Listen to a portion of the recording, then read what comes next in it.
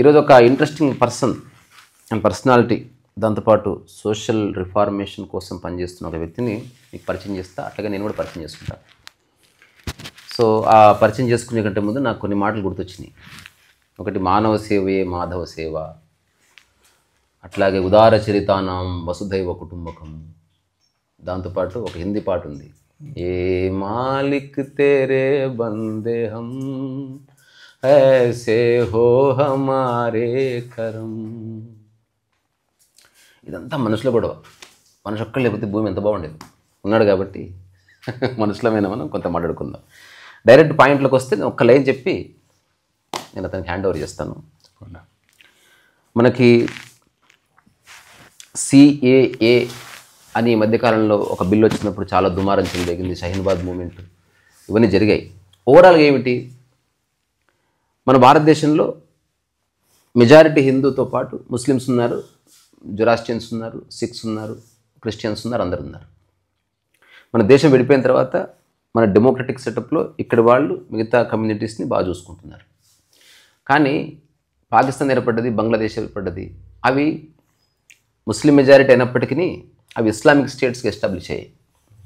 So అక్కడున్న హిందూ తర్వాత మిగతా మైనారిటీస్కి రక్షణ లేకుండా పోయింది. అట్లాంటి వాళ్ళకి ఎటు పోవాలో తెలియక, ఏ దేశం పోవాలో తెలియక చివరికి ఇండియాకి రావడం ట్రై చేస్తే చాలా loss, legal aspects, security, border ఇవన్నీ వచ్చేస్తాయి లెక్కలోకి. సో మరి అట్లాంటి వాళ్ళు ఒకవేళ మన భారతదేశం రావాలనుకుంటే వాళ్ళకి సహాయం చేసే ఒకానొక హస్తం ఎవరో ఉండాలి. అట్లాంటి వ్యక్తే కిరణ్. ఫ్రాంక్గా చెప్పాలంటే he's doing a great job. నాకు కొంత తెలుసు, నేను కూడా మీతో పాటు ఎడ్యుకేట్ అవుతాను, ఆనెస్ట్గా వింటాను అతను ఏం చెప్తున్నాడు. అందరికీ అన్నీ తెలియాల్సిన అవసరం లేదు. నాకు ఓవర్వ్యూ తెలుసు, ఇతనికి దాని రూట్ కాజ్ తెలుసు. సో చెప్పండి కిరణ్, మీ జర్నీ ఏమిటి, మీరు ఎక్కడి నుంచి వచ్చారు? నేను ఫస్ట్ అడిగిన ప్రశ్నకి జవాబిస్తూ మీ యొక్క చర్చ ముందుకు తీసుకెళ్ళండి. తప్పకుండా. అందరూ సాఫ్ట్వేర్ ఎంప్లాయీస్ అవుతున్నారు, యాక్టర్స్ అవుతున్నారు, పెళ్లి చేసుకుని భర్తలు అవుతున్నారు. మీరు ఇదెందుకు అయ్యారు అంటే, ఎవడో వేరే దేశంలో ఉన్నవాడిని ఇక్కడ తీసుకొచ్చి వాడికి సెక్యూరిటీ ఇవ్వాలని, లేకపోతే వాడికి ఒక 6 నెలలు బియ్యం పప్పులు ఇచ్చి వాడిని బాగా చూసుకొని వాడిని మరి భారతదేశంలో వాడిని సెటిల్ చేయాలని, వాడికి ఒక హోప్ ఇవ్వాలని ఎందుకు అనుకుంటున్నారు? అంటే నా పేరు కిరణ్ చుక్కపల్లి చెప్పినట్టు. అంటే ఇది ఓన్లీ ఒక్కదాంతోనే మొదలవ్వలేదు. నాకు 6-7 అప్పటి నుంచి ఒకటి ఫ్లైట్ చూస్తే ఒకటి పైలట్ అవ్వాలనిపిస్తుంది, మీకు ఒకటి చూస్తే మీకు ఆర్టిస్ట్ అవ్వాలనిపిస్తుంది. అట్లాగే నాకు ఒక వియర్డ్గా చిన్నప్పుడు ఒక లైబ్రరీ పైన ఒక డాన్స్ క్లాసెస్కి వెళ్ళేవాడిని. లైబ్రరీ పైన ఎందుకు ఉండేదో నాకు తెలియదు. పైన డాన్స్ చేసేవాళ్ళం, కింద లైబ్రరీలో చదువుకోవాలని ఎక్స్పెక్ట్ చేసేవాళ్ళు. అప్పుడు కిందకు వచ్చి నేను మా డ్రైవర్ వచ్చినప్పుడు వెయిట్ చేస్తున్నప్పుడు అక్కడ ఆదిశంకర గారి ఫొటోస్ కానివ్వండి, స్వామి వివేకానంద గారి ఫొటోస్ చూసినప్పుడు చాలా ఇన్స్పైరింగ్ అనిపించేది నాకు. అది I use to connect directly immediately అనమాట దానికి. ఓకే. ప్లస్ మా ఇంట్లో కూడా కొంచెం పవర్ సెంటర్ అయినా కూడా చాలా కేవటిక్గా ఉండేది చుట్టుపక్కల. సో వాళ్ళు ప్రపంచం మొత్తానికి ఇంపాక్ట్ చేయగలిగిన ఒక పని చేసిన వాళ్ళు మొహం అంత ప్రశాంతంగా ఉంది. మన చుట్టుపక్కల చిన్న చిన్న పనులు చేస్తూ ఇల్లేంటి ఇంత పిచ్చి పిచ్చిగా గోల్గా ఉన్నారు అనేది నాకు చిన్నప్పుడే అనిపించేది. Note this point your honour. So ఆ ప్రశాంతత నాకు కావాలి అని నాకు ఒక కోరిక అనేది నాకు 6-7 ఏళ్ళప్పటి నుంచి ఉండింది. మంచి సీడ్ ఎంత అద్భుతంగా పడ్డది. సో అట్లాగా నాకేమో ఉల్టా సీడ్ పడ్డది. నేను ఆల్రెడీ ప్రశాంతంగా ఉన్నా, అది ఎట్లా పోగొట్టుకోవద్దు. అది కరెక్ట్ పాయింట్, మీరు చెప్పింది చాలా కరెక్ట్ పాయింట్. ఎందుకంటే ఇంకొక స్టెప్ ముందుకెళ్తే అక్కడి నుంచి ఆఫ్ కోర్స్ వాళ్ళు ఏంటి అంటే కాషాయము, వాళ్ళు ఏంటంటే ఒక యోగా జర్నీ అనేది. సో యోగా నేర్చుకోవాలనే ఒక బలమైన ఒక నాకు డ్రీమ్ ఏర్పడింది. ఒక 4-5 ఏళ్ళు రోజు ఏడవటము ఇంట్లో, నేను యోగా నేర్చుకుంటాను అంటే అక్కడ ఇక్కడ పంపించేవాళ్ళు. అది మనకు సాటిస్ఫై అయ్యేది కాదు. సో హిమాలయాస్ వెళ్ళాలని డిసైడ్ అయిపోయిన తర్వాత 12-13 ఏళ్ళు ఉన్నప్పుడు మాకు సాధక గ్రామం ఒక ఆశ్రమం ఉంటే, సరే అక్కడైతే 40 రోజులు 42 డేస్ కోర్స్ ఉంటుంది. పొద్దున్నే 2ంటికి లేపుతారు. మొత్తం మనం అన్ని చేసుకొని 3:15 కల్లా ఆసనం స్టార్ట్ చేస్తే 7:15 కల్లా అవుతుంది. సో అట్లాగా రాత్రి 11:30 వరకు నడుస్తుంది అన్నమాట కార్యక్రమం. సో 10 రోజుల్లో పారిపోయి వస్తాడు, ఈ పురుగు వదిలిపోతుంది అని చెప్పేసి అక్కడ పంపించారు. ఆ తర్వాత నేను ఇంకెప్పుడు వెనక్కి రాలే. కానీ మీరు అన్నట్టు ఏదైతే ప్రశాంతత కోసం అని చెప్పి యోగా నేర్చుకోవాలనుకున్నానో అసలు ఆ కాన్సెప్టే రాంగ్ అని నాకు అర్థమైంది. ఎందుకంటే తపస్సు అంటేనే అగ్ని, అగ్ని అనేది ఎప్పుడు ప్రశాంతతనివ్వదు. సో యోగా చేస్తే శాంతం వస్తుంది అనేది అన్నిటికంటే పెద్ద అబద్ధం అని నేను నేర్చుకున్న ఫస్ట్ లెసన్ అది. అది వెస్టర్న్ వాళ్ళు స్ట్రెస్ ఎక్కువైపోయి భయాలు ఎక్కువైపోతే వాళ్ళకి ఏదో కమర్షియల్ అవ్వడం కోసం యోగా చేస్తే ప్రశాంతత వస్తుంది అంటారు. కానీ యోగా చేస్తే ఏంటంటే ఆసనా కానివ్వండి, మెడిటేషన్ కానివ్వండి, నేను నేర్చుకుంది ఏంటంటే things that we don't want to confront. ఏదైతే మనం ఎదుర్కోవాలనుకోకుండా అంతా బాగానే ఉందని కళ్ళు మూసుకొని వెళ్ళిపోతూ ఉంటామో వాటన్నిటిని ఆసనా చేస్తున్నప్పుడు, ప్రాణాయామ చేస్తున్నప్పుడు, సాధన చేస్తున్నప్పుడు అవన్నీ మన ముందుకు వస్తాయి. ఏదైతే మన భయాల నుంచి మనం దూరం వెళ్ళిపోతున్నామో అది ఎలా ప్రశాంతతనిస్తుంది, ఇవ్వదు. సో యోగా మిమ్మల్ని కంప్లీట్గా కింద నుంచి పై వరకు షేక్ చేస్తుంది. అప్పుడు ఏదైతే ఆ ఫియర్స్, ఆ కాన్ఫ్రంటేషన్ మనం చేస్తూ ఉంటామో వాటికి మనకి స్క్రిప్చర్స్లో మనకి సమాధానాలు ఉంటాయి. సో అప్పుడు మనం వేదిక్ ఉపనిషత్తులోకి వెళ్తే దాని సమాధానం వస్తే అప్పుడు ఓవర్కమ్ అయితే అదే మనం ఒక దాని తర్వాత ఒక బంధాన్ని మనం ఏదైతే తెంచుకోవటం అంటామో అదొక ప్రాసెస్ అది. సో అది అట్లా అనమాట, అట్లా నడిచింది. కానీ ఇప్పుడు నువ్వు నీ కంప్లీట్ ఎంచుకున్న సబ్జెక్ట్ కంప్లీట్గా వేరే కదా. It neither yoga Nar fall under the category of spirituality but humanitarian అంటే మానవతా దృక్పథం అనే ఒక కోణంలో నువ్వు చేస్తున్నావు. అవును. అది ఇది ఎట్లా వచ్చింది స్పృహ? ఎందుకంటే ఇది ఇప్పటి వరకు నేను కలిసిన రకరకాల వృత్తులు, ప్రవృత్తులు వాటికి చాలా భిన్నమైంది. రెండోది ఇట్లా చేసేవాళ్ళు మనకు అందుబాటులో ఉండరు, తెలుగు వాళ్ళు అసలే ఉండరు, ఎక్కడో ఉంటారు. వాళ్ళు ఒక హయ్యర్ పర్పస్తో పుడతారు, వాళ్ళకి రిసోర్సెస్ ఉండాలి, డబ్బు ఉండాలి, పొలిటికల్ పవర్ ఉండాలి, ఇట్లాంటివేవో నాకున్నాయి ఆలోచనలు. అంటే అలా ఏం లేదన్న. ఇప్పుడు మనకి తెలుసు నాకు. అంటే నేను ఎందుకు చెప్తున్నా అంటే నా ఎక్స్పీరియన్స్ బట్టి నాకు అంటే నేను 19-20 years అంటే నేను 2 సైడ్లు చూసాను. ఇప్పుడు నాకు ఎలా ఉండేదంటే అక్కడ ఆశ్రమ్స్లో ఉండేవాడిని. నాకు ఎందుకు ఈరోజు చాలా ఆనెస్ట్గా మాట్లాడాలనిపిస్తుంది. So I just speak from my heart. Setup అలా ఉంది, మెంటల్ ఛానల్ ఏమన్నా అనేది ఈ సిస్టమ్ అలా ఉంది ఇక్కడ. సో అంటే ఇప్పుడు ఎలా ఉంటుందంటే నేను ఇప్పుడు ఆశ్రమంలో ఉండేవాడిని. సో అక్కడ ఒక టైప్ ఆఫ్ నాలెడ్జ్ అనేది మనకి అలవాటు అవుతుంది. ఉపనిషత్తు కానివ్వండి, వేదాలు, ఆ స్టిమ్యులేషన్ వేరు. ఆ స్టిమ్యులేషన్ నుంచి బయటికి ఎప్పుడైతే ఇప్పుడు హైదరాబాద్ వచ్చినా లేకపోతే ఇంకెక్కడికి వెళ్ళినా నా కజిన్స్ కానివ్వండి, నా ఫ్రెండ్స్ కానివ్వండి ఎగ్జాక్ట్గా ఆన్ ద అదర్ సైడ్ ఉండేవాళ్ళు. అబ్సల్యూట్లీ క్రేజీ పార్టీయింగ్ సీను, క్రేజీగా ఉండటము అండ్ నా హార్మోన్స్ కూడా అవే అడిగేది. యూనో, సో నా హార్మోన్స్ అది అడుగుతుంది, దానికి ఫుల్ నాకు సపోర్ట్ ఉంది. కానీ ఏదైతే బ్రెయిన్, హార్ట్ ఏదైతే నేర్చుకుంటుందో అది ఆపోజిట్ ఉంది. సో నేను ఇక్కడికి వచ్చినప్పుడు ఇది ఎక్స్పీరియన్స్ చేసేవాడిని, అక్కడికి వెళ్ళినప్పుడు అది చూసేవాడిని.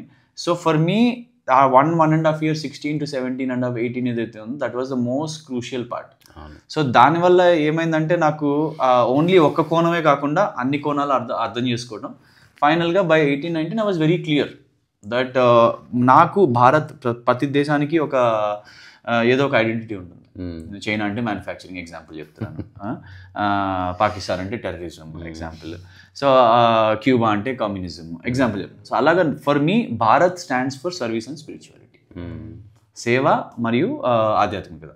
సో ఆధ్యాత్మికత అనేది నేను నేర్చుకున్నాను ఇప్పుడు ఆల్రెడీ. అంటే నా వేదిక్ కానివ్వండి, ఆ స్క్రిప్చర్స్ అన్ని నేర్చుకుంటున్నాము. లైక్ ఫర్ ఎగ్జాంపుల్ చెప్తాను మీకు, ఇప్పుడు భగవద్గీతలో కృష్ణ భగవాన్ చెప్తారు, మాత్రా స్పర్శాస్తు కౌంతేయ శీతోష్ణ సుఖ దుఃఖదాహ ఆగమా పాయినో అనిత్య తాన్ స్థితీషస్వ భారత. అంటే భగవాన్ ఏం చెప్తున్నారంటే శీత ఉష్ణ అంటే వింటర్ సమ్మర్ ఎలాగో, సుఖ దుఃఖ ఆగమా పాయినో వస్తాయి పోతాయి, అనిత్య. ఎవరైతే వీటి రెండింటినీ కూడా తాన్ స్థితీక్షస్వ భారత, రెండింటి సమయాల్లో కూడా స్వే అవ్వకుండా బ్యాలెన్స్డ్గా ఉంటారో వాళ్ళు యోగికి రెడీ అని, యోగి అని కాదు యోగానికి రెడీ అని ఆయన చెప్తారు. సో ఇప్పుడు ఇది విన్నాం, నేర్చుకున్నాం, కానీ అక్కడ how do experience it. So ఆ ఎక్స్పీరియన్స్ చేయాలంటే గ్రౌండ్ మీద వెళ్ళాలి అనే ఉద్దేశంతో నేను ఆ టైంలోనే నేను ఒక యాత్ర తీశాను. డెహ్రాడూన్ నుంచి మొత్తం, అంటే ఇప్పుడు నాకు అప్పటికి పొలిటికల్ ఐడియా ఉంది. సో ఒక SC/ST ఏరియాలో రిజర్వేషన్ ఉంటుంది. అక్కడైతే నేను ఏం చేసినా కూడా అది పొలిటికల్ టర్న్ అవ్వదు. ఇప్పుడు ఎందుకంటే బయట చేస్తే ఏంటంటే జనాలు లాగేస్తారు, ఏదో అదంటారు ఇదంటారు ఏదో అంటారు. ఆ టైంలో అది నా మూర్ఖత్వం కావచ్చు, లేకపోతే వాట్ ఎవర్ ఇట్ ఇస్. నాకేంటంటే ఒక SC/ST ఏరియాలో చేస్తే అది సెల్ఫ్లెస్ సర్వీస్ అవుతుంది. అక్కడ నుంచి మనకి రావడానికి ఏం లేదు. సో నాలెడ్జ్ స్క్రిప్చర్స్ని ఎగ్జాక్ట్గా అప్లై చేయొచ్చు అన్న ఉద్దేశంతో నేను జార్ఖండ్లో ట్రైబల్స్ కానివ్వండి, అలాగే తర్వాత ఫిషర్మెన్ కాలనీస్ కానివ్వండి, అలా ఇలా చూసుకుంటూ ఫైనల్గా Koraput district Naxal and missionary area ఏదైతే కోరాపుట్ ఆంధ్ర ఒడిశా బార్డర్ ఉందో అక్కడ ఒక 55 గ్రామాలని నేను దత్తత తీసుకున్నాను. ఏదైతే ఈ 55 గ్రామాలు కూడా కంప్లీట్గా అంధకారంలో ఉండేవి, కెరోసిన్ ల్యాంప్స్తో బతికేవి 2012లో కూడా. సో వాటన్నిటికి కూడా సోలార్ ద్వారా ఒక లైట్ ఇవ్వటం అనేది ఫస్ట్ మెషిన్ అయింది. అంటే అక్కడ యాక్చువల్గా అయితే నేను ఎడ్యుకేషన్ హెల్త్ కేర్ అని వెళ్ళాను, కానీ మన మోరల్ సుపీరియారిటీతో జనాలతోకి వెళ్తే ఏం పని చేయదు. That is something we should always go in to people to listen to them. అవును, మన అది మనకి అన్నట్టు మన యూనో చెవులు మాత్రమే ఓపెన్ ఉండాలి. చిన్న మాట అడ్డొస్తుంది. ఇప్పుడు ఎవరికైతే జీవితం అర్థమవుతుందో వాడు చేయవలసింది వినడమే. మొత్తం వింటే అప్పుడు మాట చెప్పొచ్చు. ఇంకా ఇప్పుడు నీవు అర్థం చేసుకునే స్థితి ఎదుటి వ్యక్తి ఉండడు. నువ్వు చెప్తే వాడికి ఏం అర్థం కాదు, ఫస్ట్ వింటే కదా తెలిసేది వాడు ఎక్కడ. అంటే అలా అదొకటన్నా. అదే కాకుండా ఇప్పుడు నేను ఇప్పుడు ఒక ట్రైబల్ ఏరియాకి వెళ్ళాను, వెళ్ళి మీకు ఇదే మంచిదని చెప్పడానికి నేను ఎవరిని? అవును, correct. Who am I to tell that? అంటే నేను ఏ మోరల్ సుపీరియారిటీతో వెళ్తున్నాను అక్కడ, అది అది చెప్పడమే గర్వంగా చెప్పడం, అది ఫస్ట్. అలా కాకుండా మన నోరు అనేది ఫస్ట్ మూసుకుని ఉండాలి జనాల్లోకి వెళ్ళినప్పుడు. ఓన్లీ మన కళ్ళు చెవులు మాత్రమే ఓపెన్ ఉండాలి. మొత్తం ప్రాబ్లం విన్న తర్వాత అప్పుడు వాళ్ళతో పాటే కూర్చొని దీన్ని ఎలా సొల్యూషన్ చేయాలని ఒక డిస్కషన్ పెడితే మనం అప్పుడు ఏంటంటే ఒక బ్రిడ్జ్ అవుతాం. అంతే. ధర్మం ఎప్పుడు ఒకటే నేర్పిస్తుంది. ఎవరికైతే మనం సేవ చేస్తున్నామో వాళ్ళకి ఏ రోజైతే మన అవసరం లేదో ఆ రోజే మన సక్సెస్. నేను ఒక చిన్న నైజీరియన్ మూవీ చూసిన, 30 సెకండ్స్లో ముగిస్తా వాళ్ళు, ఎందుకంటే కాంటెక్స్ట్ అంత బాగుంది. అందులో చాలా విషయాలు తెలిసిన ఒక వ్యక్తి ఒక ట్రైబ్కి వెళ్ళి అతను ఏదైనా చేద్దామంటే వాళ్ళంతా అఫెండ్ అవుతారు. ఆ తర్వాత వాళ్ళ గురువు గారి దగ్గరికి వెళ్తే అతను సేమ్ ఇతను చెప్పిందే చెప్తాడు. నువ్వు చేయాలనుకున్నది వాళ్ళతోనే చేయించు, అదే నీ పని అంటాడు. అప్పుడు వాళ్ళతో మాట్లాడి ఇతను ఏమీ తెలియనట్టుగా ఉండి ఇతనే రకరకాల వ్యక్తులు రకరకాల ఐడియాలు ఇచ్చి వాళ్ళందరినీ ఒక చోట కూర్చోబెట్టి వాళ్ళతోనే ఐడియాలు చెప్పించి ఫైనల్గా వాళ్ళు చెప్పిన ఐడియాని నేను పాటించడానికి ఉపయోగపడతాను, మీకు నాకు రిసోర్సెస్ ఉన్నాయని చెప్తాడు. బేసికల్గా అదంతా చేసింది ఇతనే. అంతే, చెప్పు. ఎగ్జాక్ట్లీ అంతే. అది మీరు చెప్పింది ఎగ్జాక్ట్ కరెక్ట్. అంటే ఇప్పుడు ప్రజా మేనిఫెస్టో అని ఒక అలా అద్భుతంగా పని జరుగుతుంది. జస్ట్ నువ్వు సెల్ఫ్ తీసి పక్కన పెట్టాలి. ఇప్పుడు నేను అవార్డు కోసం చేస్తున్నా, నా కోసం అంటేనేమో ఖచ్చితంగా ఫ్రిక్షన్ వస్తుంది. అప్పుడు నువ్వు ఒక సెటప్ ఏర్పాటు చేసుకొని చేయాలి. అట్లా కాకుండా నిజంగా నీకు వర్క్ అవసరం, రిజల్ట్ ఓరియంటెడ్ నువ్వు అయినప్పుడు నీ స్వార్థాన్ని పక్కన పెడితే దేర్ ఈజ్ ఎ వే. స్వార్థం ఒకటి, తర్వాత ఈగోనా. ఇప్పుడు నేను అప్పుడు ఫస్ట్లో నేను ఒక గ్రామం చూశాను, గెమ్మెల్పుట్ అనే గ్రామం, కోరాపుట్ డిస్ట్రిక్ట్లో. దానికి ఎలక్ట్రిసిటీ లేదు, సో దానికి లైట్ ఇద్దాం అనుకున్నాను. సో ఒకటో రెండో విలేజ్లు చేసేయాల్సిన నా ఉద్దేశం ఎప్పుడు కాదు. I want to always build an organization that will uplift Bharat. ఎక్కడైతే క్రాక్స్లో ఉన్నాయో, ఎక్కడైతే కంప్లీట్ అంధకారం ఉందో అక్కడ ఒక కాన్సెప్ట్ ఇవ్వాలి అనేది నా ఉద్దేశం. సో అప్పుడు ఒక 55 విలేజ్ని మార్కింగ్ చేయడానికి నేను గూగుల్ ఎర్త్ సాయం తీసుకున్నాను. ఎందుకంటే నాకు 1.5 ఏళ్ళు ఆ ట్రైబల్ విలేజ్లో మనం అంటారు గిరిజనులు చాలా వెల్కమింగ్గా ఉంటారని. గిరిజనులు అంత స్ట్రాంగ్గా రిజెక్ట్ చేసే వాళ్ళు ఎవరు ఉంటారు ప్రపంచంలో. వాళ్ళు అంటే నాకు 1.5 ఏళ్ళు గ్లాస్ మంచినీళ్ళు కూడా ఇవ్వాల. 1.5 ఏళ్ళు. సో ఒక గ్రామం ఉంది సోదోరామ్ అని చెప్పి, మీరు గూగుల్ ఎర్త్లో కొట్టచ్చు. అది ఎలా ఉంటుందంటే ఒక కొండ పైన లాస్ట్ గ్రామం అన్న. సో నేనేం చేసేవాడిని, గూగుల్ ఎర్త్లో మార్కింగ్ చేసుకునేవాడిని, బికాజ్ ఎవరికి సపోర్ట్ చేసేవాళ్ళు కదా నాకు. సో గూగుల్ ఎర్త్లో మనకు చిన్న చిన్న దారులు కనిపిస్తాయి. సో నేను ఆ దారులన్నింటినీ కూడా మ్యాపింగ్ చేసుకొని ఒక అంచనా వేసుకొని ఒక 6-7 విలేజ్లకి కోసం వెళ్ళేవాడిని. ఫస్ట్ రీసెర్చ్, అసలు ఎలక్ట్రిసిటీ అవసరమా, ఏం అవసరం అనేది చూడటానికి. సో వెళ్ళినప్పుడు మంచి పాట. సో అప్పుడు ఏదైతే నేను ఆ సోదోరాంకి వెళ్ళి సాయంత్రం 4 గంటలకల్లా వెనక్కి వచ్చేయాలి, కాన్సెప్ట్ చెప్తాను. సో కానీ నేను అక్కడికి వెళ్ళేసరికే నేను ఎక్కడో అడవిలో తప్పాను, 3:30 అయిపోయింది. ఇంకొక విషయం మర్చిపోయాను, తొందరగా చీకటి పడుతుంది అనే విషయం. సో నాకు అర్థమైపోయింది, ఇప్పుడు నేను కానీ అక్కడ రీసెర్చ్ చేసి బయలుదేరితే నేను జంగల్ మధ్యలో ఎక్కడ ఉండిపోతాను. అది one of the highest, largest, strongest cobras ఉండే ఏరియా. సో అప్పుడు ఏజ్ కూడా 19-20, అసలు మనకి అన్నిటికీ అదేదో అంటారు we fear more in imagination దాని రియాలిటీ. ఆకు గదిలితే కూడా పాము అనుకునేవాడిని. సో అందుకని చెప్పి ఇప్పుడు అక్కడ నుంచి వస్తే మధ్యలో ఉండిపోతా. ఒక రోజంతా నేను ఒక చింత చెట్టు కింద కూర్చున్నాను. మీరు నమ్ముతారు లేదా, 47 గడపలు ఉంటాయి ఆ ఊర్లో. ఒక్కళ్ళు కూడా ఇంట్లోకి రమ్మని ఉండమని, ఒక్కళ్ళు కూడా. ఆ టైంలో నాకేమన్నా అయితే కనీసం 3-4 రోజులు పడుతుంది నా ఫ్యామిలీకి కూడా తెలుసుకోవడానికి. సో పొద్దున్నే లేచి దాహం, వాటర్ లేదు, because I was expecting to come back. So ఇంకా పొద్దున చీకటి అయిపోయి పొద్దున్న సన్ రైజ్ అవ్వగానే పరిగెత్తుకుంటూ వెళ్తే మన పొలాల్లో నీళ్ళు వెళ్తాయి కదా, ఆ బురద నీళ్ళు తాగంగానే లోపల నుంచి అదొక ఏడుపు.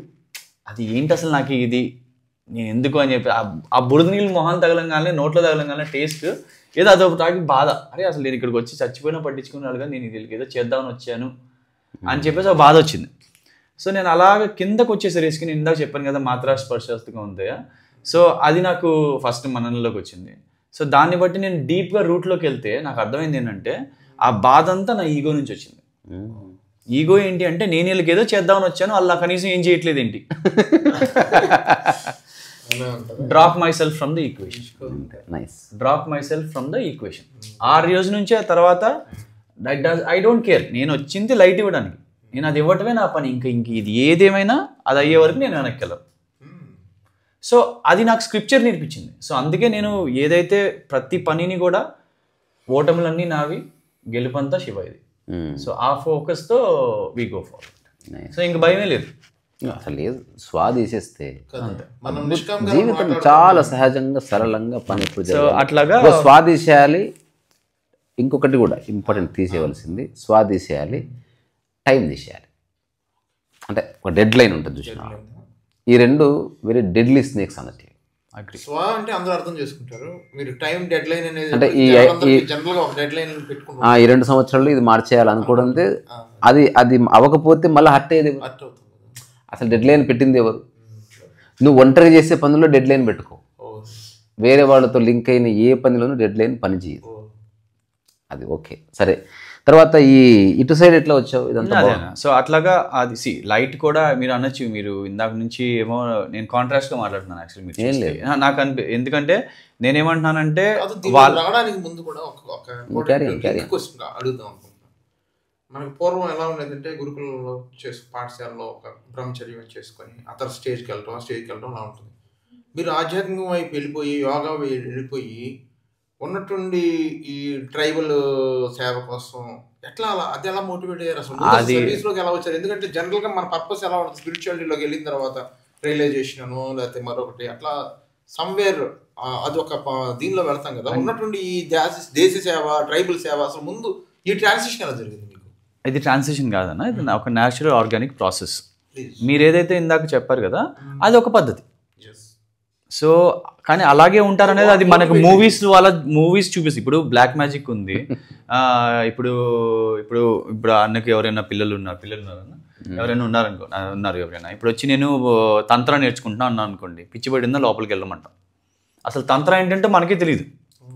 మనకు కానీ ఎందుకు చెప్పాము అలాగా? ఎందుకంటే తంత్ర అంటే మూవీ వాళ్ళు ఒక బ్లాక్ మ్యాజిక్గా నల్లబట్టలు వేసుకొని చూపిస్తున్నారు. సో అలాగా మనకి ఆల్రెడీ ఒక ప్రీ కన్సీవ్ నోషన్ ఉంటుంది. కానీ ఒక సాధనలో ఉండేవాళ్ళు అలాగే ఉండాలి అని మీ మైండ్లో అది ఎలాగో పడింది. కానీ అది కాదు ఉద్దేశం. ఇదొక డైనమిక్ సిస్టమ్. సో నా గురువుస్ ఉంటే నాకు కలరిపయట్టు నేర్పించారు. నాకు 4 నెలల కంటే ఎక్కడ ఒక ఆశ్రమంలో ఉండనివ్వలేదు. ఎప్పటికప్పుడు తిప్పారు. చాలా ఎక్స్పీరియన్స్ ఉన్నాయి. I don't want to go in to it because I want focus on the subject. So అట్లా ఆ పద్ధతిలో ఏంటంటే నాకు ఈ సేవ అనేది నా టాపిక్. సో దాని తగ్గట్టే నాకు ట్రైన్ చేసి బయటికి రావడం అనేది జరిగింది బేసికలీ. యా. సో ఇందాక నేను కాంటెస్ట్ అంటున్నాను కదా, అంటే నేను ఏమంటున్నా అంటే ఇందాక నుంచి ఫస్ట్ వెళ్ళి వాళ్ళు వినాలి, వాళ్ళు విన్న తర్వాత వాళ్ళతో పనిచేయాలన్నాను. కానీ లైట్ అనేది నేను నేనే డిసైడ్ అయ్యాను. చూశాను, ప్రాబ్లం చూసిన తర్వాత అనుకున్నాను. ఎందుకంటే ఏదైనా వాళ్ళు మనతో కూర్చొని అంటే మంచినీళ్ళు ఇవ్వని వాళ్ళు మనకి ఏం చెప్తారు? First of all problems. So నేను ఓవర్ నైట్ వాళ్ళకి ఒక ట్రస్ట్ తేవాలి అంటే ఓవర్ నైట్లో ఈజియెస్ట్గా ఫాస్టెస్ట్గా సోలార్ లైట్ ఒకసారి వెలిగిందంటే చాలా అయిపోయింది, అంతే, ఓకే, చేంజ్ వచ్చేసింది. సో ఇప్పుడు కానీ ఎడ్యుకేషన్ అనేది ఇయర్స్ ఆఫ్ టైం పడుతుంది. వాళ్ళని ఒక సిస్టమ్ కనుక్కోవాలి, చేయాలి. సో అట్లాగా లైట్ ఇచ్చాము. తర్వాత ఆ ట్రస్ట్ పెరిగింది. ఏదైతే ఎక్కడైతే మంచినీళ్ళు ఎవరో ఈరోజు సెప్టెంబర్ 17న మా ఫౌండేషన్ డే అని చేస్తాము. 3,000-4,000 మంది వస్తారు ఊరికనే అలాగా మా గ్రామానికి, నేను ఉండే గ్రామంలోకి జస్ట్ వచ్చి సెలబ్రేట్ చేసుకుని వెళ్ళిపోతారు. అదే జనాలు మళ్ళీ. అర్థమైంది. సో ఆ జర్నీ ఏదైతే ఉందో ఆ ఫస్ట్ సోలార్ లైట్తో స్టార్ట్ అయింది. తర్వాత ఇప్పుడు ఒక 42 స్కూల్స్ నడుపుతున్నాము మనం అక్కడ, ఒక హాస్పిటల్ నడుపుతున్నాము. రోజుకి 22,000 మందికి అప్రాక్సిమేట్గా ఫ్రీగా ఆరోగ్యం అని కంప్లీట్గా ట్రైబల్ విమెన్ 10th 8th చదువుకున్న విమెన్ బేర్ ఫుట్ డాక్టర్స్ అంటాం వాళ్ళని. సో వాళ్ళ కాన్సెప్ట్ 22,000 మందికి మనం ఆల్మోస్ట్ ఆరోగ్యం అనే ప్రోగ్రామ్ ద్వారా అరకు ఆంధ్ర ఒడిశా బార్డర్ అండి. యా, మొత్తం 230 గ్రామాల్లో పనిచేస్తాం. సో కానీ యాజ్ ఐ సెడ్ ఇప్పుడు అది నేను లేకుండా నడవగలిగే పరిస్థితి వచ్చింది. ఎప్పటికి 2018 కల్లా 6 years after I started that organization. So అప్పుడు నాకు అర్థమైపోయింది. బట్ నేను ఓన్లీ ఒక్క గెయిన్ నేను ఏం చూస్తానంటే ఈ ప్రాజెక్ట్స్లో నేను స్టార్ట్ చేసినప్పుడు ఒక్కడిని స్టార్ట్ చేసి ఉండొచ్చు. కానీ ఆ ప్రాజెక్ట్ అయిపోయేసి నాకు ఒక 70-80 వాలంటీర్స్ వచ్చారు. నా ఆస్తి అది. ఆ వాలంటీర్స్ ఎవరైతే నన్ను నమ్మి మన ప్రాజెక్ట్స్ నమ్మి ఓకే మనం కలిసి పనిచేస్తే ఒకటి అవుతుంది అనుకుని వచ్చారో that is the only gain I look for. So that దాంతో ఇంకో పెద్ద చేయాలి అని. సో అక్కడ నా పని అయిపోయిందని అర్థమైపోయినప్పుడు నేను ఈ ట్రైబల్స్ ఇంకా ఎక్కడెక్కడ ఉన్నారని ఎతుకుతున్నప్పుడు భీల్ కమ్యూనిటీ అనే ఒక కమ్యూనిటీ నేను ఐ కేమ్ అక్రాస్. వీళ్ళు రాజస్థాన్ ఆ ఏరియాలో ఉంటారు. తర్వాత తెలిసింది ఏంటంటే పాకిస్తాన్లో ఉండేది కూడా చాలామంది భీల్ కమ్యూనిటీ ఉన్నారు, వాళ్ళు ఇటు వస్తున్నారు అని చెప్పి. సో అలాగా స్కెడ్యూల్ ట్రైబ్ ప్లస్ రెఫ్యూజీ అది నేను పట్టుకున్నాను. సో దాని తర్వాత దాన్ని కొన్ని అక్కడ వాళ్ళు ఉన్న ఏరియాస్కి వెళ్ళటం, వాళ్ళతో పాటు ఉండటం, అలాగ ఒక 7-8 ప్రాజెక్ట్స్ ఉన్నాయి ఐడియాస్. ఫైనల్గా నేను ఇది పికప్ చేసుకుని చేసినప్పుడు నాకు అర్థమైంది ఇది ఒక పెద్ద ఇష్యూ అని చెప్పి. కానీ ఎవరికి ఏం తెలియదు దీని గురించి అన్ఫార్చునేట్లీ. దీని మీద కాన్సెప్ట్ లేదు అని చెప్పి నేను ఒక భారత్ రెఫ్యూజీ యాత్ర అని దాంతో మొదలు చేశాను. ఇది ఎప్పుడు 2018 కాదు, 2017లో 18లో రీసెర్చ్ స్టార్ట్ చేశాను. So Covid first wave, Covid second wave మధ్యలో నేను 13,000 కిలోమీటర్లు భారత్ రెఫ్యూజీ యాత్ర ఒక్కనే బైక్ మీద చేశాను. కన్యాకుమారి నుంచి కన్యాకుమారి వరకు మోటార్ బైక్ మీద. అడ్వెంచర్ చేయాలని ఏం లేదన్న, అంత అలా ఏం లేదు. My idea was only to listen to people. ఒక్క నిమిషం, నువ్వు ఫస్ట్ భగవద్గీత అందులో ఒకటి సుఖ దుఃఖాలు, తర్వాత నీళ్ళు కూడా ఇవ్వలేదు, నా ఈగో డ్రాప్ అయింది తర్వాత నీ స్టేట్మెంట్కి చెప్పాల్సిన అవసరం లేదంటే you are not doing anything for success కానీ ఈగోని బూస్టప్ చేయడానికి కానీ మీడియా పబ్లిసిటీ కానీ నువ్వు చేయడం లేదని నేను లోపల అనుభూతి చెంది మనం ముందుకెళ్దాం. ఇంకా అదేం చెప్పా నేను అనేది ఒక బైక్ మీద వెళ్ళాలనేది ఒక అడ్వెంచర్ కాదండి, నార్మల్ అర్థమైంది నాకు. మోటార్ సైకిల్ చేయాలని కాదు, నీ రిసోర్సెస్ లో అది ఉంది, నా జనాల్ని నేను వినాలనుకున్నాను అంతే.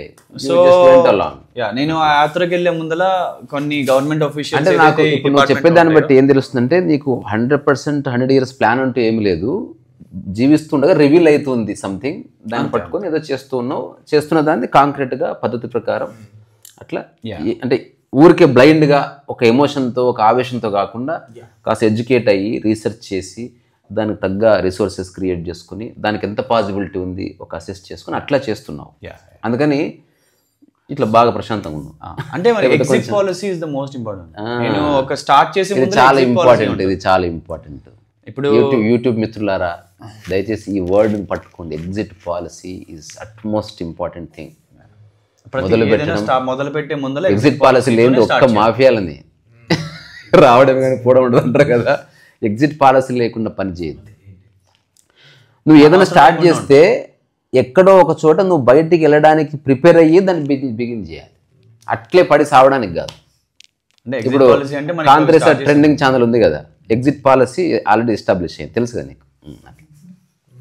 సో ఎగ్జిట్ పాలసీ అంటే బేసికల్గా మనకి ఇప్పుడు నేను ట్రైబల్ ఏరియాలో మనం పని స్టార్ట్ చేసాము. 6 years I have given everything possible, but నేను డిటాచ్ అవ్వడానికి ఒక నిమిషం పట్టలేదు. ఫస్ట్ డే నుంచి కూడా ద ఐడియా ఈజ్ అక్కడ ఇప్పుడు చాలా మంది నాకు బయట ఫ్రెండ్స్ కానీ వాలంటీర్స్ అది ఇది ఇన్స్పైర్ అయ్యి భయ మేము వచ్చేస్తాము మీతో పాటు అక్కడే గుడిసెల్లో ఉంటాము అది ఇది అంటారు. కానీ ఇప్పుడు 6 నెలల తర్వాత 7 నెలల తర్వాత వాడికి బోర్ కొడితే నేను ఏం చేయాలి? సో అందుకని చెప్పి కష్టమైనా కూడా అందరూ మన ఆర్గనైజేషన్లో ప్రతి ఒక్కళ్ళు లోకల్ బెనిఫిషియర్స్ మాత్రమే ఒక పనికి వస్తారు, మిగతా వాళ్ళందరూ వాలంటీర్స్. సో మన స్కూల్స్ అన్ని నడిపేది ట్రైబల్సే, మన హాస్పిటల్స్ అన్ని నడిపేది ట్రైబల్సే. సో వాడు ఆ ఊర్లోనే ఉంటాడు, అర్థమైంది. సో వాళ్ళు ఇంకెక్కడికి వెళ్ళరు.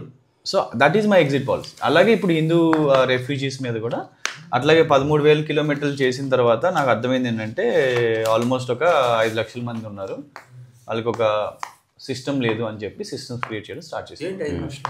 అంటే వేరే దేశాల్లో హిందువులు కాదు, మన భారత్ వచ్చిన వాళ్ళు వస్తూ ఉన్న వాళ్ళు ఇప్పుడు రావాల్సిన వాళ్ళు 80 లక్షల పైన ఉందన్నారు.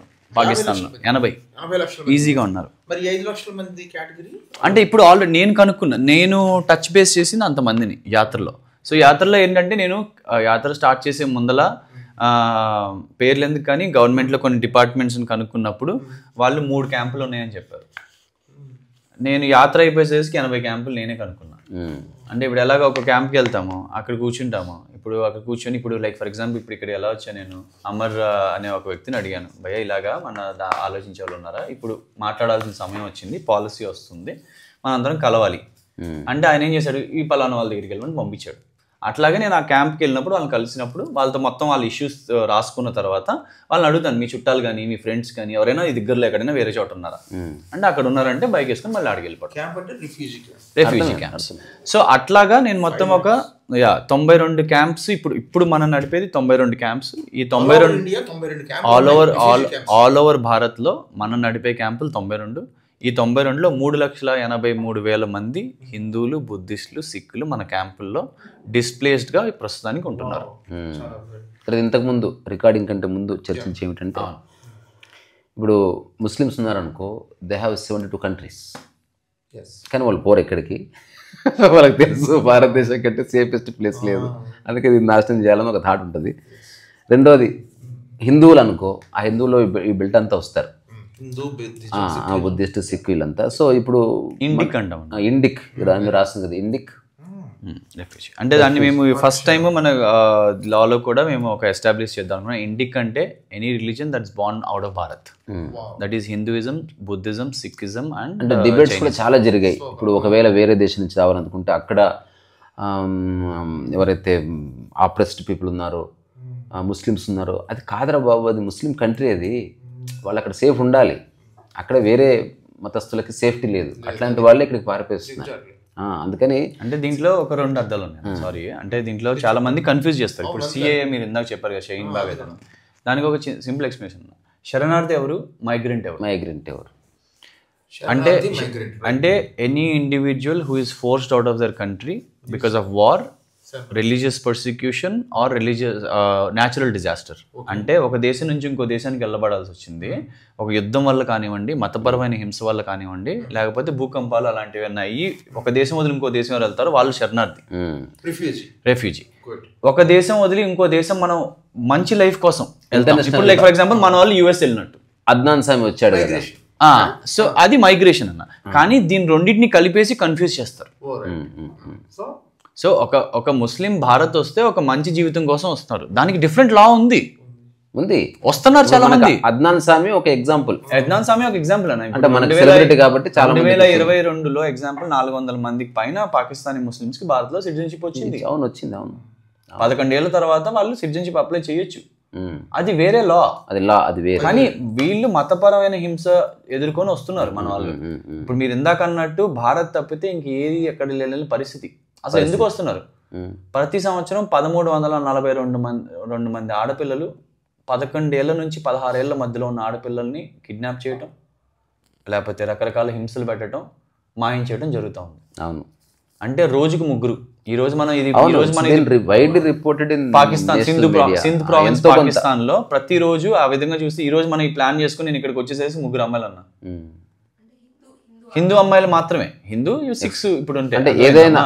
సో ఇస్లాం కానీ, సో ఇలాంటి ఒక పరిస్థితి. మన ఆడవాళ్ళు ఎవరైనా పనికి వెళ్తే వాళ్ళని రకరకాల మాటలు అంటారు, ఏంటి సిగ్గు లేకుండా పనికి వస్తున్నారు మీరు, అది మా ఆడవాళ్ళని చూడండి మేము ఇంట్లో పెట్టుకుని ఎంత బాగా చూసుకుంటున్నాము, మీ మగవాళ్ళు ఏంటి ఇట్లా రోడ్డుకు వదిలేస్తారు అని వాళ్ళని హింసిస్తారు, మగవాళ్ళని ఇంకో విధంగా హింసిస్తారు. ఇలాంటి ఒక రిలీజియస్ పర్సిక్యూషన్, ఒక మతపరమైన హింసని వదిలేసి మన వాళ్ళు అక్కడ నుంచి పారిపోయి భారత్ వస్తున్నారు. భారతే ఎందుకు రావాలి? ఒకటి, ఇది వాళ్ళ న్యాచురల్ మదర్ ల్యాండ్, న్యాచురల్ భూమి, వాళ్ళ ధర్మం అనేది ఇక్కడ ఉంది అనేది ఒకటి ఉంది. అదే కాకుండా హ్యూమనిటేరియన్ గ్రౌండ్స్ లో మనం తీసుకుంటే ఈ రోజు అటారీ బార్డర్, చాలా మంది వాగా అంటారు, వాగా పాకిస్తాన్ సైడ్, అటారీ భారత్ సైడ్, ఇది మనం నేర్చుకోవాల్సింది ఒకటి. సో అటారీ బార్డర్ ఎప్పుడైతే వాళ్ళు మనం క్రాస్ చేస్తారో 73% హిందువులు 4,200 రూపాయలు పట్టుకుని వస్తున్నారన్న. అంటే వాళ్ళు క్రాస్ చేసినప్పుడు ఒక ఫ్యామిలీ మొత్తానికి ఉండే ఫైనల్ మనీ 4,200 రూపాయలు. అండ్ మన యావరేజ్ ఫ్యామిలీ 7 ఒక దేశం వదిలి ఇంకో దేశం 4,000 రూపాయలు పట్టుకొని వచ్చి అసలు ఎలాగ వాళ్ళు ఇక్కడ సర్వైవ్ అవుతారు అనే ఒక బేసిక్ హ్యూమన్ రైట్ని మనం అర్థం చేసుకోగలగాలి. It's not about politics, it's about people అనేది మనం ఒక కాన్సెప్ట్ మనం అర్థం చేసుకోవాలి. ఈ రోజున అక్కడి నుంచి ఢిల్లీ వెళ్ళాలన్నా, జోధ్పూర్ వెళ్ళాలన్నా, గుజరాత్ వెళ్ళాలన్నా, మోస్ట్లీ ఎక్కడైతే వాళ్ళు వెళ్ళాలనుకుంటారో 1,000 రూపాయలు మంచిగా అవుతుంది అన్న. అంటే ఆల్రెడీ వాళ్ళు బార్డర్ క్రాస్ చేయడం 3,000 డెఫిసిట్, నీకు ఒక సిస్టమ్ లేదు, ఏం లేదు. సో ఈ పరిస్థితుల్లో మనం దాన్ని పట్టుకొని ఒక సిస్టమ్స్ క్రియేట్ చేయడం అనేది జరిగింది. ఓకే, ఈ రోజున వాళ్ళు బార్డర్ క్రాస్ కాగానే ఇప్పుడు దీనికి కావాల్సిన మనీ అంతా ఎట్లా వస్తుంది నీకు? అంటే ఒకవేళ నువ్వు సపోర్ట్ లేదు, ఇప్పుడు అంతా చేస్తున్నాం కదా, అది సపోర్ట్ అంటే ఇప్పుడు 60-70% నా సెల్ఫ్ ఫండింగ్. నేను యూఎస్, యూకే, ఆస్ట్రేలియా ప్రతి సంవత్సరం 3 నెలలు నేను టూర్ చేస్తాను. యోగా నేర్పిస్తాను. ముందుకి వెనక్కి పక్కకి వంగి వాట్ ఎవర్ ఐ గెట్, నా భిక్ష ఏదైతే నాకు వస్తుందో అది 100% I put it back to my people. Okay, ఎంత అనుకున్నా ఇప్పుడు నువ్వు చెప్పిన స్కేల్ చాలా పెద్దది. అవును, అంటే అది జస్ట్ నా స్కేల్, ఆ యోగా స్కేల్ కూడా పెద్దదన్న. నేను నా ఒక సెషన్కి నేను బికాజ్ నా time is very less and then it is very popular అక్కడ, I charge $500. So and then I only take 40 సాధక్స్. బికాజ్ నాకేంటంటే ఒక యోగా సెషన్లో 100 మంది సాధక్స్ మన క్లాస్లో ఉంటే నాకు 100 క్లాసులు నడుస్తున్నట్టు లెక్క. అది ఒక క్లాస్ కాదు, అర్థమైంది. బికాజ్ ఈచ్ సాధక్ మానసికంగా శారీరకంగా వాళ్ళ జోన్లో ఉంటారు. సో నేను ఒకరికి ఒక క్లాస్ నేను చెప్పినట్టు చెప్పి అందరూ అలా చేస్తారు అంటే అది మూర్ఖత్వం. సో నేను 40 మందితో అలా ఒకేసారి పనిచేయాలి ఇండివిజువల్గా. సో అది ఇవ్వటము వాళ్ళ బెనిఫిట్స్ కానివ్వండి, there are lot of people. నేను ఇప్పుడు అనౌన్స్ చేయగానే అమ్మటే ఫుల్ అయిపోతాయి. సో అట్లా అని చెప్పి అంత ఈజీ కూడా కాదు. ఇప్పుడు లైక్ ఫర్ ఎగ్జాంపుల్ నేను మొన్న ఇయర్ వెళ్ళినప్పుడు నేను న్యూ జెర్సీలో రోజుకి 5 వర్క్షాప్స్ చేశానన్న. ఒక్కొక్క వర్క్షాప్ నాది 2.5 గంట. అండ్ ప్రతి ఆసన నేను చేస్తూనే ఆసన, నేను కూర్చొని ఆసనాలు చెప్తే వాళ్ళు ఆసనాలు చేయడం కాదు, అర్థమైందా? సో 2.5 అంటే 12.5 గంటలు నేను ఆసనం చేస్తున్నా, ఒక్క పూట భోజనం. బికాజ్ ఎందుకంటే ముందల తర్వాత తినకూడదు. అలాగా ఆల్మోస్ట్ 9 రోజులు వరుసగా చేస్తే 2 స్కూల్స్కి డబ్బులు వచ్చాయి. Okay, but I do again and again sacrifice అనట్లే, నేను ఎగ్జాంపుల్ చెప్తున్నాను మీకు. నువ్వు గ్రౌండ్ ప్రిపేర్ చేసుకొని చేస్తున్నావు. సో అది కాకుండా అఫ్ కోర్స్ చాలా మంది ముందుకు వచ్చి సపోర్ట్ చేస్తారు. ల్యాండ్స్ కానివ్వండి, ఇవన్నీ మాకేం ఖర్చులు ఉండవు. ప్లస్ మన ఆర్గనైజేషన్లో వన్ ఆఫ్ ద మోస్ట్, ఏది నాకు తెలిసి పెద్ద గర్వంగా చెప్పుకోవడానికి ఏం లేదు, బట్ ఒక్కటి నాకు బాగా అనిపించేది ఏంటంటే ఇంతవరకు మన ఆర్గనైజేషన్ చరిత్రలో ₹1 కూడా లేబర్ ఖర్చు పెట్టలేదన్న. ఇన్ని స్కూల్స్ కట్టినా, ఇన్ని హాస్పిటల్స్ కట్టినా, ఇన్ని పనులు చేసినా ప్రతిది కూడా ఆ ఊర్లో వాళ్ళే కట్టుకుంటారు. సో వాళ్ళకి ఏంటంటే ఇది నాది అనొక ఇది ఉంటుంది. సో నేను లేకపోయినా వాళ్ళు చూసుకుంటారు, ఎందుకంటే వాళ్ళ కష్టం ఉంది దాంట్లో. ఇది ట్రైబల్ కి సంబంధించినంత వరకు రెఫ్యూజీస్ కూడా అంతే, సేమ్ రెఫ్యూజీస్ కూడా అంతే అన్న. ఇప్పుడు ఈ రోజున బార్డర్ క్రాస్ అవ్వగానే ఇందాక మీకు ఆ సిస్టమ్ చెప్పాను కదా, మనం ఎంటర్ కాక ముందల. ఇప్పుడు సిస్టమ్ ఏంటి అంటే బార్డర్ క్రాస్ కాగానే ఇన్ఫ్యాక్ట్ ప్రపంచం, నేను అన్ని చాలా కంట్రీస్కి వెళ్ళాను, శరణార్థి క్యాంప్స్ చూశాను. ప్రాబబ్లీ మన ఓన్లీ ఆర్గనైజేషన్ అన్న టెంట్లో కాకుండా డైరెక్ట్గా ఇంట్లో పెట్టే, ఒక శరణార్థి ఇంట్లో పెట్టే ఆర్గనైజేషన్ మనది ఒకటి. థింక్ పీస్ ఇది ఏదైతే ఉందో డైరెక్ట్గా ఇంట్లో పెట్టేది ఇది. ఆ ఇల్లు మట్టితో కట్టిన ఇల్లు కావచ్చు, కానీ అట్లీస్ట్ టెంట్ కాదు. అర్థమైందన్న? ఒక బులుగు వైట్ టెంట్లు ఉంటాయి, మీరు గూగుల్ చేస్తే ఆ బులుగు వైట్ టెంట్లు కాదు. ఇది క్లియర్గా కానీ ₹28,000 మనం ఒక ఫ్యామిలీ మొత్తం రీహాబిలిటేట్ చేస్తాం. లేదు, అది కూడా మనం వాళ్ళకే చాయిస్ ఇస్తాం మళ్ళీ. జస్ట్ బికాజ్ మనం వాళ్ళని రీహాబిలిటేట్ చేస్తున్నామని మన పొగురుతో మీరు ఎక్కడికి వెళ్ళి ఉండండి, ఇక్కడికి వెళ్ళి ఉండదు. మీరేంటి బ్రదర్, మీరు గుజరాతీ మాట్లాడతారా, ఓకే మీరు ఎక్కడికి వెళ్తారు, వాళ్ళు మాకు తెలుసు ఆల్రెడీ ఇంత ఎక్స్పీరియన్స్ ఉంది కాబట్టి గుజరాతీ స్పీకింగ్ కమ్యూనిటీ గుజరాత్లో సెటిల్ అవుతారు. సో రాజ్కోట్, కర్ణవతి, ఏదైతే అహ్మదాబాద్ ఏదో వాట్ ఎవర్ పీపుల్. ఓకే సరే, డిఫరెంట్ స్టేషన్స్ లో పెడతారు. నెక్స్ట్ ఇప్పుడు ఇందులో చదివిన ప్రకారం ఒక 6 months ట్రాన్సిట్ హోమ్ అని, 6 months గ్రాసరీస్ అని ఇట్లా చెప్పారు కదా. ఆ తర్వాత మళ్ళీ వాళ్ళని ఎవరు చూసుకుంటారు? సో అదే అన్న, అది అవసరం లేదు. ఇప్పుడు ఇది మనం అంటుంది గవర్నమెంట్ నియమం. ఓకే, ఇది మనం చేస్తున్నాం ఆల్రెడీ చేస్తున్నారు. అయినా సరే నా ఎగ్జిట్ పాలసీ ఇది అర్థమైంది. ఒకవేళ లా గనక వస్తే this is what happens. So ఇప్పుడు ఏంటంటే నేను ఇందాక మీకు ఒక ఎగ్జాంపుల్, ఒక స్టాట్ చెప్పాను. ఏంటది? 73% మంది మిమ్మల్ని టెస్ట్ చేస్తాను. ఎంత అని చెప్పాను వాళ్ళకి. క్రాస్ అయినప్పుడు 4,200 పట్టుకుని వస్తాను చెప్పాను కదా. మన క్యాంప్ యావరేజ్ మనీ ఇప్పుడు పర్ హోమ్ ఈ 27,000 రూపీస్. ఓకే, సో నాకు తెలిసి ఇప్పుడు సో మన రాంగాల్ని ఇల్లు ఇస్తాము, 3 నెలలు గ్రాసరీస్ ఇస్తామని, 3 నుంచి 4 నెలలు ఇస్తాము. నేను 100% చెప్తాను, 99%, 100 అనొచ్చు కానీ just for the sake of it కొంతమంది చాలా క్లోజ్గా ఉంటారు కాబట్టి 99% ఫ్యామిలీస్కి నేను ఎప్పుడు మళ్ళీ సపోర్ట్ చేయలేదు. సో వీళ్ళు ప్రతి ఒక్కళ్ళు కూడా కష్టపడాలి అన్న ఉద్దేశంతో వచ్చేవాళ్ళే. తిని కూర్చోడానికి రారు, బట్ చిన్న ఆపర్చునిటీ. ఇప్పుడు మీరు మా క్యాంప్కి I invite all of you to come. ఢిల్లీలో ఉన్నాయి, జైసల్మేర్లో ఉన్నాయి, జోధ్పూర్లో ఉన్నాయి. ఢిల్లీలో మీరు వస్తే వీళ్ళు కొంచెం రిమోట్ ఏరియాకి రావాలి. ఎక్కడ ప్రతి అలా ఏం లేదన్న, ఎక్కడికక్కడ. ఇప్పుడు ఢిల్లీలో వస్తే కూడా మీరు షాక్ అవుతారు, ఏంటి ఇది నేషనల్ క్యాపిటల్లో అసలు ఇది ఎలాగా అనేది అదొక షాక్ ఉంటుంది మీకు తప్పకుండా ఉంటుంది. సో ఇప్పుడు మీరు ఆదర్శ్ నగర్ మెట్రో స్టేషన్ దిగాలి మన క్యాంప్కి రావాలంటే. ఆ మెట్రో స్టేషన్ దిగితే ప్రతి మొబైల్ కవర్లు అమ్మే బండి నుంచి, ఫ్రూట్స్ అమ్మే బండి నుంచి, జ్యూస్ అమ్మే బండి నుంచి అందరూ మన వాళ్ళు. అట్లాగా ఆల్మోస్ట్ అన్ని మెట్రోస్ మనవే, మన వాళ్ళే ఉంటారు అన్ని చోట్ల. ఈ తోపుడు బండ్లు మొత్తం అన్ని కూడా. సో అది అలా ఏం చేస్తారు. తర్వాత ఇప్పుడు జైసల్మేర్ ఆ ఏరియాలో మోస్ట్లీ అన్ని పొలాల్లో కూడా పనిచేసేది మన వాళ్ళే. సో అట్లాగా ఏదైతే ఇప్పుడు పాకిస్తాన్ ఆనియన్ అనేది చాలా ఫేమస్ అన్న ఎగ్జాంపుల్.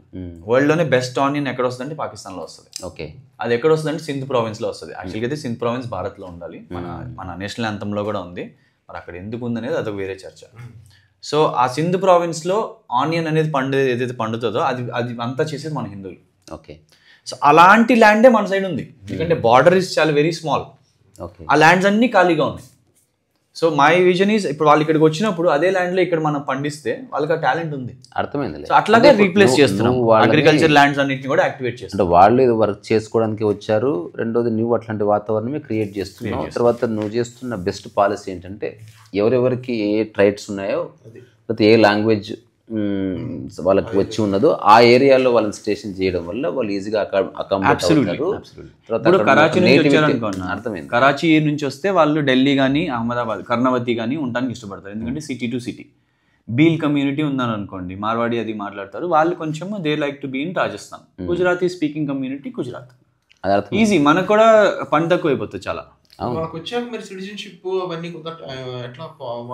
లేదు, సిటిజన్షిప్ అనేది ఒక టైం బ్రేకింగ్ ప్రాసెస్ అన్న. సిటిజన్షిప్ అనేది నేను ఎవరు ఎంత నన్ను ప్రెషర్ పెట్టినా నేను ఏ రోజు అడగను నా జనాలకి. ఎందుకంటే I will never compromise on the security concern of Bharat.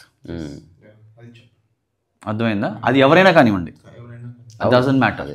ఎవరైనా ఒక భారత్ మీద ఒక ఎకనామిక్ బర్డెన్, ఒక సెక్యూరిటీ కన్సర్న్ అనేది I will never accept as a citizen of Bharat. అర్థమైందా? సో ఇప్పుడు వచ్చేది ఎవరు అనేది హ్యూమనిటేరియన్ బేస్ మీద ఒక 6 నెలలు చూసుకోవడం ఒక పద్ధతి, రాగానే సిటిజన్షిప్ ఇవ్వడం ఒక పద్ధతి. సిటిజన్షిప్ అనేది హోమ్ మినిస్ట్రీ, ఎక్స్టర్నల్ మినిస్ట్రీ, దానికి ఒక గవర్నమెంట్ ఉంది, ఐబీ ఉంది. We are the strongest border on the planet. మీరు ఏదైతే టెర్రరిస్టులు చొరబాటు ఇవన్నీ చూస్తారో వాళ్ళు ఎల్ఓసీలో అవుతారు.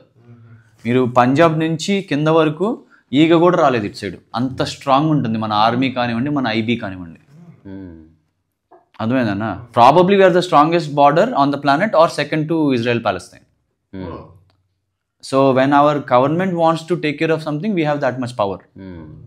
అర్థమైందండి? సో ఆ నమ్మకం మనకి ఉంది కాబట్టి. ఒకసారి మైథిలి ఎప్పుడు కన్సర్న్ అంటే ఫియర్ లేకపోతే ఒక ఆలోచిస్తూ ఉంటుంది, అదేంది వేది ముస్లిమ్స్ వచ్చి మొత్తం దాడి చేసి మనల్ని చంపేస్తారేమో, ఇట్లాంటి ఫియర్స్ ఉన్న వాళ్ళకి నువ్వేం చెప్తావు? అంటే బయట నుంచి రావడం కష్టమే, లోపల ఉన్న వాళ్ళతో మాత్రం కొంచెం జాగ్రత్త ఉండాలి. కానీ నిరంతరం ఫియర్ అక్కర్లేదు కదంటే. అంటే నిరంతరం ఫియర్ అయితే అక్కర్లేదు. మనం చాలా తక్కువ అంచనా ఇస్తాం మనల్ని. మనం అంత తక్కువ వాళ్ళం కాదు. అంటే మీరు చూసుకుంటే ఐఎమ్ షూర్ మీకు తెలిసే ఉంటుంది, ఎప్పుడైతే ఇస్లామిక్ కాలనైజేషన్ ఏదైతే మనం బ్రిటిష్ వాళ్ళు కాలనైజ్ చేశారు అంటాం, కానీ వాళ్ళకంటే ముస్లిమ్స్ చేసింది చాలా చాలా ఎక్కువ యాక్చువల్గా. అది వదిలేస్తే ఇప్పుడు మనం మొత్తము సౌదీ నుంచి మన ఇరాన్ బార్డర్ వరకు చూసుకుంటే 27 నుంచి 30 ఏళ్ళ లోపల మొత్తం కన్వర్ట్ అయిపోయాను. ఇరాన్ బార్డర్ నుంచి ఢిల్లీ రావడానికి 400 ఏళ్ళు పట్టింది వాళ్ళకి. 400 years అమ్మా. సో అంటే 1 kilometer కనీసం ఆల్మోస్ట్ 20-30 years పట్టింది వాళ్ళకి రావడానికి. అంత డిఫికల్ట్ మన కమ్యూనిటీ. అంటే మనంత మూర్ఖులు, మనంత ఫైటింగ్ చేసే స్పిరిట్ ప్రపంచంలో ఎవరికీ లేదు. మన అంత తక్కువ అంచనా వేయకూడదు. కానీ ఎప్పుడైతే మన మైండ్ కన్ఫ్యూజ్ అవుతుందో అక్కడే తేడా కొడుతుంది. మనం కొంచెం వీక్ అయిపోతాం. కశ్మీర్ ఉంది. కశ్మీర్లో ఏదైతే కశ్మీర్ పండిత్ మీద దాడులు అయినాయో అది ఎవరు ఎల్ఓసి నుంచి చేయలే, లోకల్ పీపుల్, పక్కనున్న వాళ్ళు, మనతో పాటు భోజనం చేసిన వాళ్ళే. అంటే హఠాత్తుగా ఇదే లోపట అనుకొని ఒకసారిగా ఇప్పుడు ఎట్లయితే మనం బెంగాల్లో పోలీస్ యాక్షన్ జరిగిందో హఠాత్తుగా one day they took it call. Exactly. So but definitely we all have to be equipped. అంటే ఇప్పుడు మన హనుమాన్ చాలీసా మీరు చదివితే, చాలా మంది అనుకుంటే హనుమాన్ చాలీసా చదివితే చాలు భగవాన్ హనుమాన్ ఎప్పుడు మనతో ఉంటారు అంటారు. కానీ హనుమాన్ చాలీసా లోపలే చాలా క్లియర్గా ఉంటుంది. సంకటతే హనుమాను చూడావే మణిక్రమ బచ్చన ధ్యానజోలావే. అర్థమైందమ్మా? అంటే మన మనసు, మన క్రమము, మన మాట, మన సాధన అలైన్గా ఉంటే అప్పుడే భగవాన్ కూడా మీకు సపోర్ట్ చేస్తారు. అంతే. సంకటం నుంచి హనుమంతుడు మనల్ని ఎప్పుడు కాపాడతారంటే మన క్రమ వచన సాధనలో ఉండాలి. ఆ సాధన లేకపోతే మనం ఏం చేయలేం. అంతే. అంటే సాధన అంటే nothing but consistency, A clear thought. ఇప్పుడు సాధన అనే దాంట్లో నాట్ సాధన. ఇప్పుడు సంగీత సాధన అంటే తెలుసా, ఎవ్రీడే అనే అర్థం. యోగ సాధన అంటే ఎవ్రీడే. అంతే. ఎవ్రీడే చేయకుంటే అసలు ఆ వ్యక్తికి రైట్ లేనే లేదు మాట్లాడేసి. సో ఆ క్లారిటీ ఉండాలి. ఆ క్లారిటీ ఉంటే నువ్వు చెప్పినటువంటిది ఒక స్టేట్మెంట్ చాలా బాగుంటుంది. భగవంతుడు ఉంటే దారి చూపిస్తాడు, కానీ నడవాల్సింది నీవే. అట్లా. సో మనం రకరకాల ఇన్ఫర్మేషన్ మైండ్లో పెట్టుకొని మైండ్ బాగులు అవ్వాల్సిన అవసరం లేదు. వాస్తవ దృక్పథంతో అట్లా పనిచేస్తున్న వాళ్ళు ఆ తర్వాత కన్సిస్టెంట్గా నీ ఒక చిన్న, ఇప్పుడు నువ్వు ఈయన ఒక జోన్ క్రియేట్ చేసుకొని పనిచేస్తున్నాడు, అట్లా ఒకటి పెట్టుకొని పని చేస్తూ పోవాలి. అన్నీ చేయలేం మనం, ఇంపాసిబుల్. అప్పుడు అన్నీ చెడిపోతాయి. అట్లా. ఇంకొక విషయం, మీకు కూడా అది యాక్చువల్గా ఈ ఏవైతే అక్కడ పైన రాశారో 3 communities or 4 communities అయితే అంటే నేను ఒక మాట ఇవ్వడానికి already there is a particular policy and law ఉన్నట్టుగా ఉంది కదా. ఎందుకంటే apart from Muslims any other religious people coming from Pakistan, అది ఆల్రెడీ అయిపోయింది. అది క్లోజా? అది వేరే జోన్. అది బేసిక్గా మన పాస్పోర్ట్ సెక్షన్ 3 కింద చాలా ఉంటాయి అన్ని లాస్. 11 ఏళ్ల తర్వాత ఆటోమేటిక్ గా your eligible to apply for citizenship. Okay. ఇప్పుడు ఎవరన్నా ఒక rich person he wants to live in India అంటే he can apply. India may consider his petition. వాళ్ళు కూడా 11 ఏళ్ళు ఉండాలి, బట్ కన్సిడర్ చేయడానికి on the basis of religion. పక్కన పెట్టి just on the base of religion ఉంది. వీళ్ళకి ప్రత్యేకమైనటువంటి కన్సెషన్స్, ఎగ్జంప్షన్స్ ఉన్నట్టుగా నేను ఉన్నాయి. అదే నేను చెప్తాను. ఉన్నాయి. ఇప్పుడు సిఏఏ కూడా అదే. సిఏఏ కూడా అదే. బట్ సిఏఏ ఏంటంటే 2014 డిసెంబర్ 31 ముందర వచ్చిన వాళ్ళకి. మనం పోరాడుతుంది ఈ రోజు వచ్చే వాళ్ళకి, రేపు రాబోయే వాళ్ళకి. ఇప్పుడు మనకి ఇప్పుడు బెంగాల్లో గుస్పేటి అంటారు కదా, అంటే వీళ్ళు చొరబాటుదారులు. వీళ్ళెవరు? అది ఒకటి ఉంది. అదే. సో ఇప్పుడు మీరన్న మైగ్రేట్స్ మన భారత్ సైడ్ అన్న ఇందా నేను చెప్పాను కదా, వీఆర్ ద స్ట్రాంగెస్ట్ బార్డర్ అని చెప్పి. కానీ అది ఓన్లీ ఇండియా పాకిస్తానే. Bangladesh open border. మళ్ళీ మనం చేయాలనుకుంటే అలా చేస్తాము, వద్దనుకుంటే ఇలా కూడా చేస్తాం. అసలు నిజంగా నాకు తెలిసి అనిపిస్తుంది గ్రాడ్యువల్ పాలసీనేమో. అంటే నేను నా అబ్జర్వేషన్ అదే కాకుండా అంటే మనం కూడా చూడాల్సింది అంటే ఇప్పటి వరకు మీరు గమనిస్తే మొన్న షేక్ హసీనా గారిని అక్కడ ఓవర్త్రో చేసే వరకు కూడా మనం అన్ని బార్డర్స్ ఉన్న కంట్రీస్లో Bangladesh was the only friendly country on paper. So డిప్లొమాటిక్గా మీరు గమనిస్తే అక్కడికి ఏ రోజు కూడా చైనా ఎంటర్ అవ్వలేకపోయింది. అర్థమైందా? సో ఆ రిలేషన్ కోసం అని చెప్పి ఆ బార్డర్ కొంచెం ఓపెన్ పెట్టాల్సి వచ్చిన ఒకటి ఉంది. అది ఓన్లీ మమతా బెనర్జీ వాళ్ళు ఏం చేశారు అన్నదే కాకుండా తర్వాత ఇప్పుడు త్రిపుర ఉంది. త్రిపుర నుంచి ఒక రైస్ రావాలి అంటే, ఇప్పుడు మన సెంట్రల్ ఢిల్లీ రావాలి అంటే, సెంట్రల్ భారత్ రావాలంటే చుట్టూ తిరిగి రావాలి. 10 రూపాయలు అయ్యేది అక్కడ. అది కాకుండా అది తీసుకెళ్ళి ఢాకాలో పడేసాం అనుకోండి, సరిపోతుంది. అదే ఇప్పుడు మీరు సిల్చర్ అనే ఏరియాలో అనుకుంటున్నాను, అస్సాంలో మన క్యాంప్స్ ఉన్నాయి. అక్కడ మీకు కనిపించే సగం ప్యాకెట్లు అన్నీ కూడా బంగ్లాదేశ్. సో ఆ చిన్న ఫ్రెండ్షిప్ ఉంది మొన్నటి వరకు. అర్థమైందా? సో అందుకని చెప్పి కొంచెం బయటికి లోపలికి ఫ్రీగా ఉంటుంది. చాలా మంది కరీంగంజ్ అని ఒక ఏరియా ఉంది, అక్కడ అటు నుంచి ఇటు వచ్చి పని చేసుకుని వెళ్ళిపోయే వాళ్ళు ఉంటారు.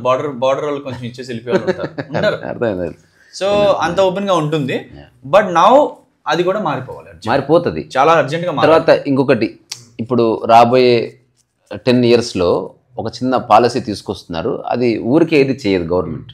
అంటే ఇప్పుడు డెమోక్రటిక్ సెటప్లో లేదా మోనోథియిస్టిక్ రిలీజియన్ రూల్ చేసే సెటప్లో ఉన్న తేడా ఏమిటంటే, డెమోక్రసీలో first we discuss, then consensus, then budget, then voting, then bill, then work. ఇట్లా ఒక లెక్క ఉంటుంది. అదే ఒక రాజు పరిపాలన లాగా, లేకపోతే ఒక థియోక్రటిక్ సొసైటీ, లేకపోతే మాది ఇస్లాం అంటే అనుకుంటారు, చేసేస్తారు ఓటింగ్ గీటింగ్ అంటే ఉన్నదంతా మనమే. ఇంకా మనం ఏం చెప్పుకోవాలి? ఇప్పుడు ఇంట్లో సీల కొట్టినట్టు మన ఎంటైర్ ఇండియాకి నౌ ఒక బార్డర్ క్రియేట్ చేయాలని ఒక ఆలోచన. అంటే బార్డర్ అంటే మామూలు బార్డర్ కాదు. ఎట్లయితే మనకు చైనాకు ఒక బార్డర్ ఉందో అట్లా ఒక స్టోన్ వాల్ లాంటిది, ఒక strongest border with reasonable openings in different packets అన్నది త్వరలో ఖచ్చితంగా జరుగుతుంది. ఇట్ విల్ హ్యాపెన్, బట్ ఇప్పుడు జరగదు.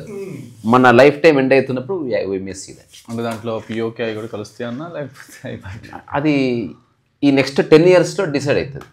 అంటే ఇప్పుడు గ్రౌండ్ ఇది ఇప్పుడు హఠాత్తుగా ఏది చేయడానికి వీల్లేదు, కేయాస్ ఏర్పడుతుంది, అనిశ్చితి వస్తుంది.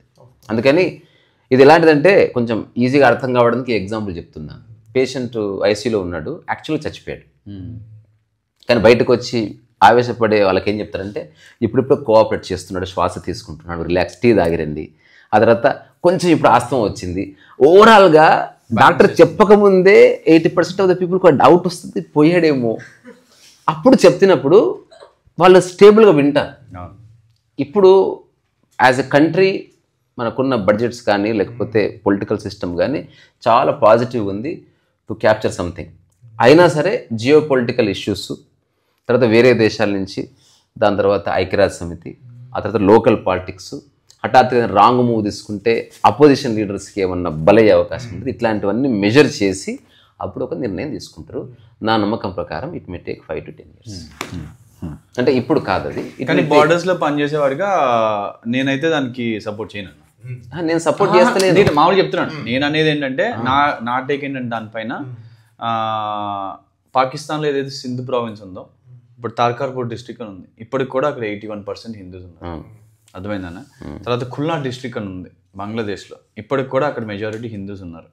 చిట్టగాంగ్ హిల్ ట్రాక్ట్ ఉంది, ఇప్పటికి కూడా అక్కడ హిందూస్ మెజారిటీ ఉన్నారు. ఈ రోజున ఈ పాలసీలు కానీ ఇవన్నీ ఏవైతే ఉన్నాయో అక్కడ నుంచి పారిపోయారు వచ్చిన వాళ్ళ గురించి అర్థమైంది. కానీ అక్కడ వాళ్ళని సేఫ్ గార్డ్ చేయాలి అంటే అవి ఒక హిందూ రాష్ట్ర అయ్యే ఒక పొటెన్షియల్ ఉన్న ప్లేసెస్. దానికి ఒక దూర ఆలోచనతో మనం పనిచేయాలి. ఎందుకంటే ఇవన్నీ కూడా ఇజ్రాయెల్ ఎంత ల్యాండ్ ఉందో అంత ల్యాండ్ జరుగుతుంది. నేను చెప్తున్నాను, నేను మీకు జరుగుతుంది. కానీ హఠాత్తుగా జరిగే విషయాలు కాదని, హఠాత్తుగా అసలు జరగవు. అంటే ఇప్పుడు అది దుందుడుకు నడుస్తూ ఉంటారు, జరుగుతుంది.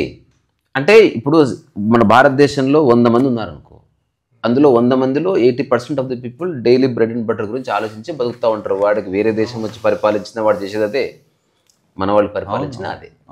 Only 20% of the people intelligentsia ఉంటారు, they know what is happening around.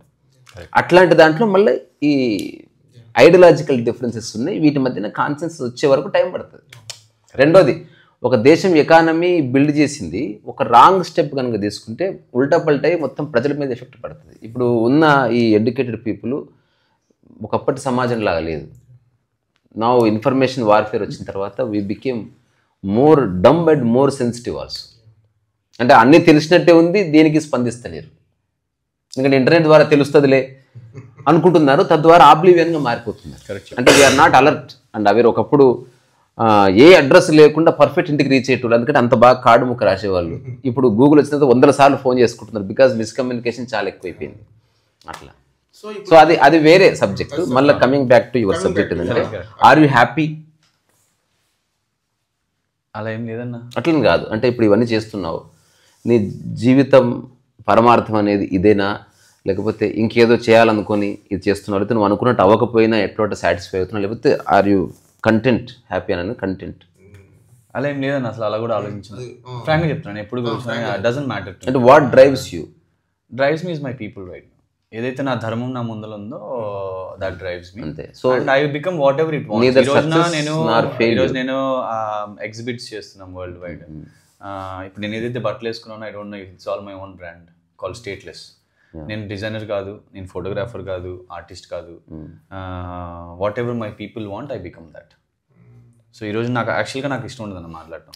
అంటే నేను చెప్తున్నాను, ఐఎమ్ వెరీ ఇంట్రోవర్ట్ అని ఒప్పుకుంటా. కానీ ఈరోజు నన్ను నేను బయటికి తెచ్చుకొని నా జనాలు. అంటే ఇప్పుడు నేను నా ఆటోబయోగ్రఫీలో ఒక కొత్త వర్డ్ కాయిన్ చేసిన, దాన్ని సందర్భ జ్ఞానం అని. అంటే రియల్ నాలెడ్జ్ అన్నది సందర్భం నుంచే వస్తుంది. అంటే నువ్వు అనుకొని చేసేది కాదు. ఇప్పుడు ఎగ్జాంపుల్, ఈ ఏరియాలో బాగా వర్షాలు పడుతున్నాయని తెలిసిందనుకో, మనమంతా గొడుగుల ఫ్యాక్టరీ పెట్టుకోవాల్సి వస్తుంది, సందర్భం నుంచి వర్క్ పుడుతుంది. అట్లా ఈయన ఒక మానసికంగా ఒక సిచ్యువేషన్ క్రియేట్ చేసుకొని ఆ సందర్భంలో తిరిగి అక్కడి నుంచి తనకి ఏది బాగా నచ్చుతుంది అనే వరకు మీరు సెలెక్ట్ చేసుకున్నట్టు నాకు అనిపిస్తున్నది. ఎందుకంటే మీరు అనుకుంటే సాఫ్ట్వేర్ ఇంజనీర్ చేయొచ్చు, లేదా ఓన్లీ యోగా టీచర్గా బతకొచ్చు. ఉండొచ్చు. కానీ ఏమన్నా అదే ఇప్పుడు ఇందాక అన్నారు కదా, ఇప్పుడు ఒక స్పిరిచువల్ గా ఉన్న వాళ్ళు వాళ్ళ అది అంటే అది నాకు ఎలా అనిపిస్తుంది అంటే, మాకు ఎలా ఉంటుందంటే ఇప్పుడు మోక్షం కోసం పనిచేయడం కూడా నాకు స్వార్థం అనిపిస్తుంది. Very nice. నా జనాలు అంత హింసపడతా ఉంటే నేను ఒక్కడిని మోక్షం తెచ్చుకొని పైకి వెళ్ళి నేనేం చేస్తాను? నేను కావాలంటే మళ్ళీ వస్తా. అదే ఇది బోధిసత్వ ఫిలాసఫీ అనమాట. అంటే సో నాకు చాలా సెల్ఫిష్ గా అనిపిస్తుంది అది. సో నేను I can't do it. This is not నా పర్సనాలిటీ కాదు అది, అంతే అన్న, అంత సింపుల్ అది. ఇప్పుడు ఈ వర్క్ కి సంబంధించి కూడా ఇప్పుడు ఈయన విజన్ ఈయన వెళుతున్నది ఇంకో అంటే ఇది వైడ్ స్పెక్ట్రమ్ ఇది. అంటే ఇప్పుడు ఈ బీయింగ్ ఎవరైతే ఉన్నారో ఇది ఫిలాసఫీ అంటే మాటలు ఉన్నాయి, స్పిరిచువాలిటీ అంటే అక్కడి నుంచి కొంత కంటెంట్ ఉంది, ట్రావెలింగ్ అంటే కొంత కంటెంట్ ఉంది, తర్వాత మనీ వరల్డ్ ఆస్పెక్ట్ డబ్బు అంటే yoga I charge this much అని అదే కంటెంట్ ఉంది. దాంతోపాటు సోషల్ సర్వీస్ అంటే అక్కడి నుంచి కంటెంట్ ఉంది. తర్వాత national defence policies, border security, రియల్గా ప్రాక్టికల్గా ఏం జరుగుతుందంటే ఆ కంటెంట్ ఉంది. తర్వాత దేశంలో ఉన్న డిఫరెంట్ కమ్యూనిటీస్ ఎవరెవరి సైకాలజీ ఎట్లా ఉంటుందంటే ఆ కంటెంట్ ఉంది. తర్వాత భవిష్యత్తులో నా దేశం ఎట్లా ఉండాలంటే కొంత కంటెంట్ ఉంది. ఇది డిఫరెంట్ బాల్ ఇది, అంటే మనం బాక్స్లో పెట్టనీకి లేదు. అయినా కానీ అందుకే నేను వింటున్నా పాలసీ ఏదైతే మీరు చూస్తున్నారు కదన్నా, నేను ఎందుకు వింటున్నా, why I'm not cross questioning అంటే ఇది ఫిజికల్గా మన ముందున్న సైకలాజికల్గా వైడ్ రేంజ్ ఆఫ్ సబ్జెక్ట్స్ని డీల్ చేసింది ఎర్లీ ఏజ్ నుంచి.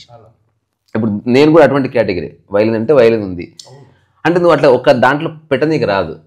It's better to listen rather than ఏం చేయబోతున్నావు ఏం చేయకపోతున్నావు అట్లనే బదులు అసలు ఆయన ఏమో చేస్తున్నాడు కాలం నిర్ణయిస్తుంది. నా క్వశ్చన్ అంతా ఒకటే, దానికి చాలా స్పిరిచువల్ realmలో 2 ఆన్సర్స్ ఇచ్చాడు. I don't even seek happiness. రెండోది మోక్షం అట్లా ఏం అక్కర్లేదు. అంటే వర్క్ కర్మయోగం అనొచ్చా, నిష్కామ కర్మయోగం కిందికి వస్తుంది. మీ ఇష్టం అన్న ఏదైనా. అట్లా కాదు, నేను ఫ్రాంక్ అంటే నేను అట్లా కాదు.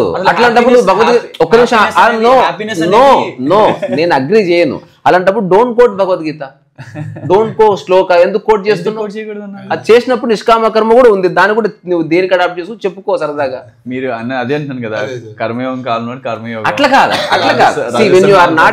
నిష్కామ కర్మయోగానికి ఒక డెఫినేషన్ ఉంది. ఒకవేళ దానికి ఫిట్ అయితే చెప్తా అంటున్నా. అయ్యుండొచ్చు కాదు, అయ్యుండొచ్చు అంటే ఇది ఎట్లా అబ్బాయి అమ్మాయి అంటే అయ్యుండొచ్చు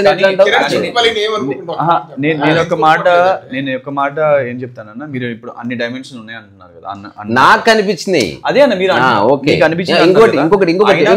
ఇంకొకటి చెప్తా. దీంట్లో నేను పాలసీకి వస్తాను, దీంట్లో ఉన్న ఒక్క పాయింట్ కూడా నేను చేర్చింది కాదు.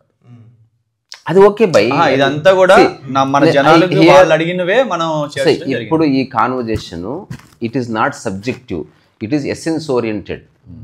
I'm not interested in your subject నా. ఎందుకంటే నాకు మొదలుపెట్టిన 5 నిమిషాల్లోనే దీని రేంజ్ అనేది కొంచెం బ్రాడ్గా ఉంది. ఒకవేళ నువ్వు అందుబాటులో ఉంటే ఒక కపుల్ ఆఫ్ కాన్వర్జేషన్స్ ఆసుగా చేయొచ్చు నీతో. అంటే నీకు నోటికి నచ్చింది మాట్లాడితే అప్పుడు మాకు గ్రిప్ దొరుకుతుంది ఎక్కడి నుంచి నీతో. ఎందుకంటే నాకు తెలియని సబ్జెక్టు నేను మాట్లాడేంత స్టూపిడ్ని కాదు. నాకు బార్డర్ సెక్యూరిటీ గురించి ఐడియా ఉంది. I have never been to any border. తర్వాత మన భారతదేశంలో గుజరాతీస్ ఉన్నారు, మరాఠీస్ ఉన్నారు తెలుసు. నేను ఏనాడు వాళ్ళతో 5 నిమిషాలు కూర్చునే లేదు, తిన్నది నాకు తెలియదు. కానీ నాకు ఐ అండర్స్టూడ్ ద మైండ్. వాడు విదేశీయుడైనా గుజరాతీ అయినా అందరికి మైండ్ ఉంది, అందరికీ స్ట్రెస్ ఉందని తెలుసు. అట్లాంటి వాళ్ళకి నేనేమన్నా సాయం చేస్తాను. కానీ ఇప్పుడు నీదేంటి గ్రౌండ్లో నిలబడి వాళ్ళ రియల్ ప్రాగ్మెటిక్ ప్రాబ్లమ్స్తో నువ్వు డీల్ చేస్తున్నావు. కాబట్టి నువ్వు చెప్పింది ఏమంటారు సిర్ మాథే పర్ అంటారు కదా, అట్మోస్ట్ వైటల్ ఇంపార్టెన్స్తో వింటున్నా నేను. అవును, కరెక్టే. కానీ ఇంకోటి ఏంటంటే ఇప్పుడు డే టు డే జీవించడం, యాజ్ ఆఫ్ నౌ జీవించడం అనే స్పిరిచువల్ కాన్సెప్ట్స్ పక్కన పెడితే జనరల్గా ఇలాంటి ఇష్యూస్కి చాలా బ్రాడర్ విజన్ అండ్ ప్లానింగ్ ఉంటుంది కదా. So from that point of view మన కిరణ్ ఏం చెప్తారు అనేది ఈ ఇష్యూ మీద. అంతే ఓవరాల్గా అంటే చెప్పు. అంటే నేను మీరు సబ్జెక్ట్ లేదన్నా నేను వచ్చింది దానికోసమే కాబట్టి కరెక్టే. దాంతో నాకు అంటే చాలా ఓపెన్ చేసి పెట్టాను. ఓపెన్ అంటే పండోరా బాక్స్ ఓపెన్ చేసావు. ఇగో నువ్వు అన్నది కదా ఎగ్జిట్ పాలసీ అని చెప్పినావు కదా, ఎక్కువ టాపిక్స్ ఓపెన్ చేస్తే ఎగ్జిట్ చేయలేదు. ఎందుకంటే నీకు అది చేయాలని ఉంది, బట్ నాకు ఇంకొకటి ఇంట్రెస్ట్ అడగండి, మాట్లాడదాము. Today I'm listening. ప్రధానంగా ఈ రిఫ్యూజీ దాని మీద వర్క్ చేస్తున్నారు కాబట్టి దీనికి సంబంధించినటువంటి విజన్ ఏంటి, ప్లాన్ ఏంటి? సరే, ఇప్పుడు మనం దీని తర్వాత కాన్వర్సేషన్ ముగిద్దాం. సో ఎక్స్క్లూజివ్గా speak about this Indic refugee policy. అంటే ఇది speak for few minutes non stop. తప్పకుండా. అంటే ఇప్పుడు ఏదైతే మన హిందూ శరణార్థులు కానివ్వండి, వీళ్ళు అట్లా ఎందుకు వస్తున్నారని నేను ఆల్రెడీ చెప్పడం జరిగింది. వచ్చిన వాళ్ళు ఎవరైతే ఉన్నారో వాళ్ళకి ఈ రోజున ఒక పాలసీ లేదు. లైక్ ఫర్ ఎగ్జాంపుల్ ప్రతి దేశంలో ఇప్పుడు ఆఫ్ఘనిస్తాన్ నుంచి, సిరియా నుంచి, ఆస్ట్రేలియా కానీ, యుఎస్ కానీ ఎక్కడికైనా వెళ్తే వాళ్ళని ఎలాగ పునరావాసం కనిపించాలి అనేది మనకి యునైటెడ్ నేషన్స్ వాళ్ళది ఏదైతే ఉందో United nations charter UNC refugee convention 1951, 1967 protocol అంటారు. ఈ రెండింటికి ఒక పద్ధతి ఉంటుంది, ఇలా ఇలా ఇలా చేయాలి అని. దానికి మన భారత్ సిగ్నేటరీ కాదు.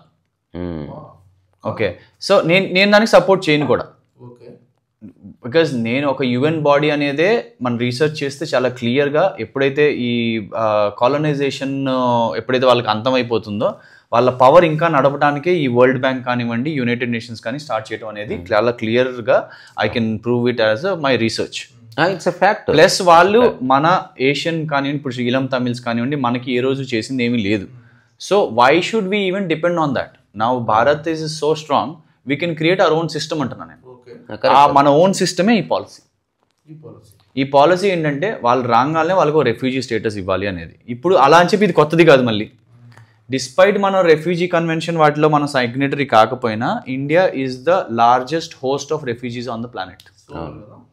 అంటే ఇప్పుడు ఈలం తమిళ్స్ ఉన్నారు, టిబెటియన్ బుద్ధిస్ట్ ఉన్నారు, ఎగ్జాంపుల్ చెప్తున్నాను. సో ఇప్పుడు దీనిలో ఏమడుగుతున్నాను, ఫస్ట్ ఏం అడిగాం మనం, వచ్చిన వాళ్ళకి ఒక ఐడెంటిటీ ఇవ్వమంట అంతే.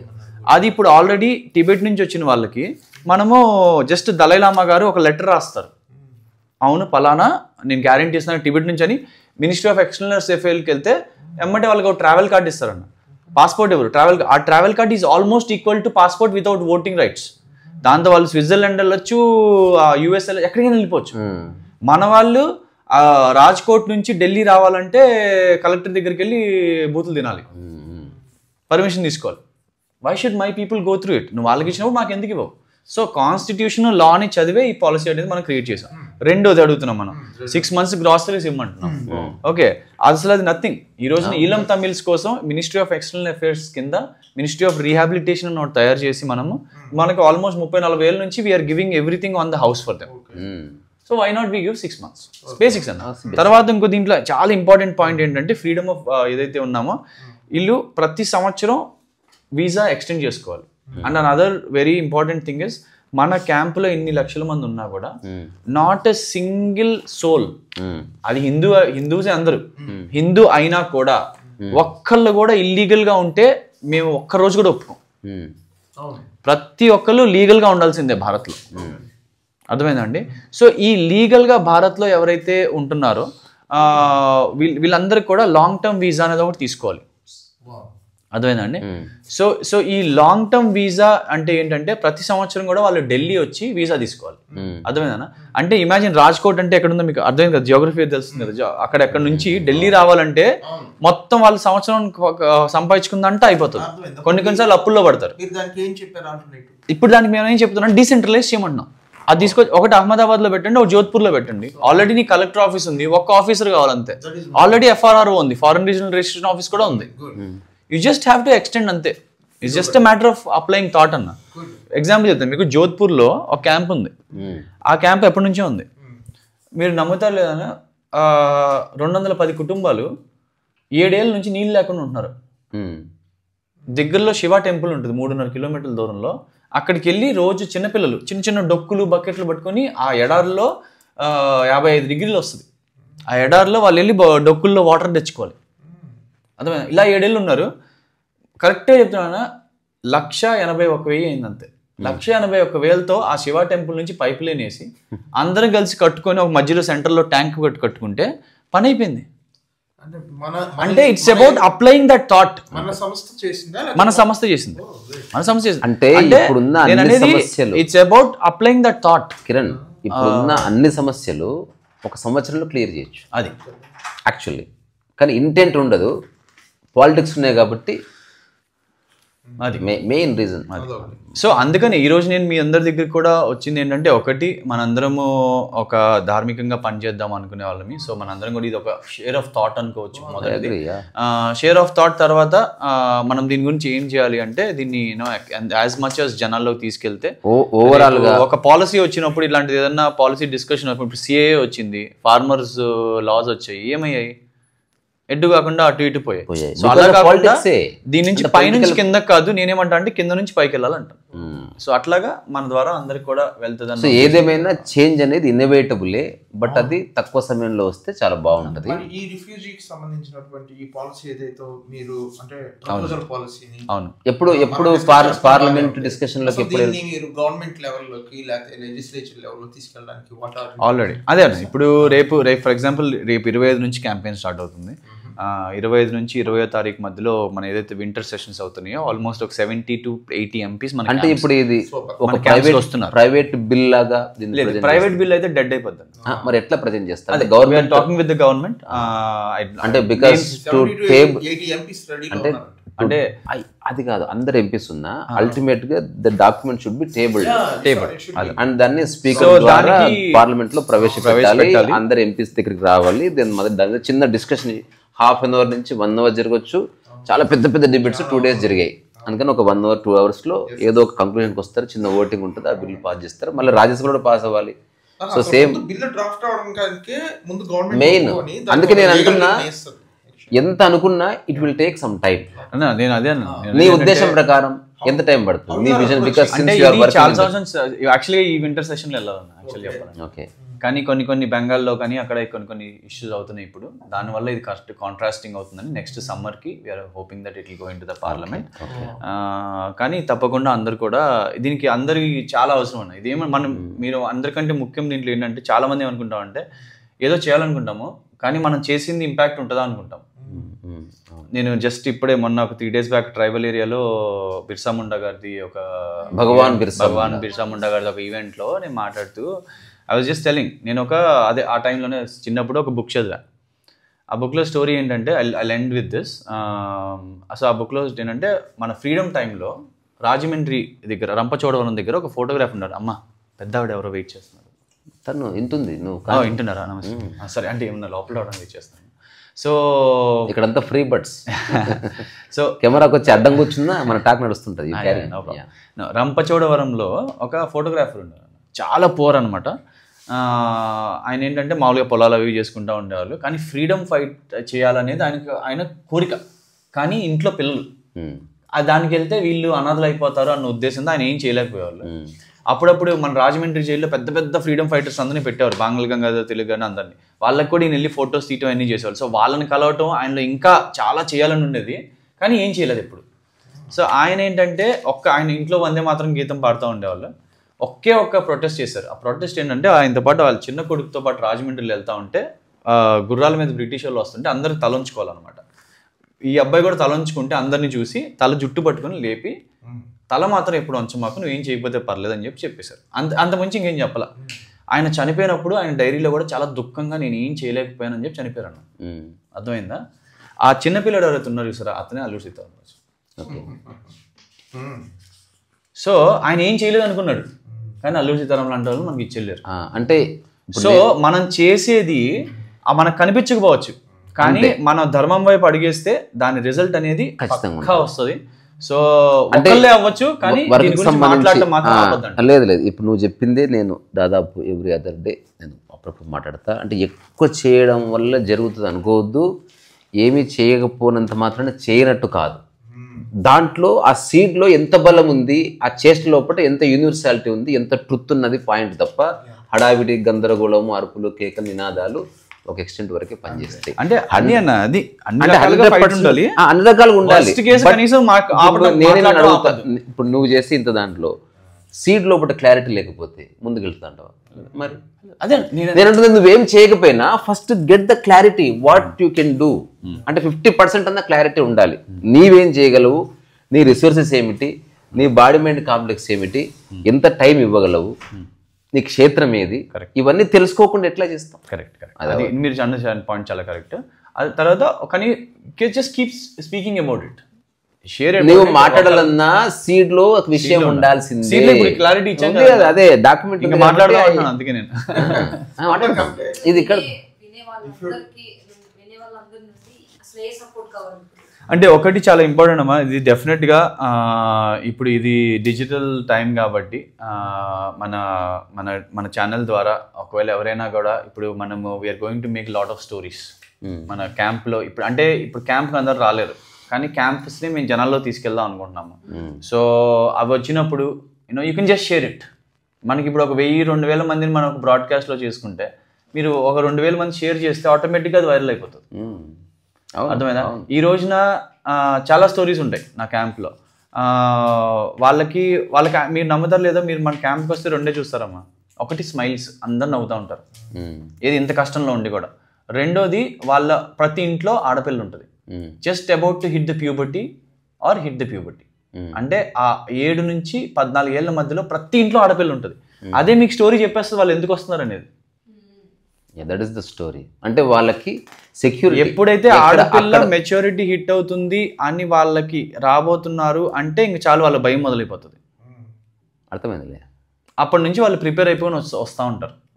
అంటే సెక్యూరిటీ అస్సలు లేదు. అది వాళ్ళు ఈ ల్యాండ్లోకి వస్తేనే at least they can breathe. Absolutely. ఇప్పుడు నాకు ఒకటే అంటాను, ఇప్పుడు కిరణ్ భాయ్ कुछ नहीं है, ये अभी चलेगा, अभी और 10 साल 15 साल पर हम सेफ तो है और हमारा धर्म तो बचा है.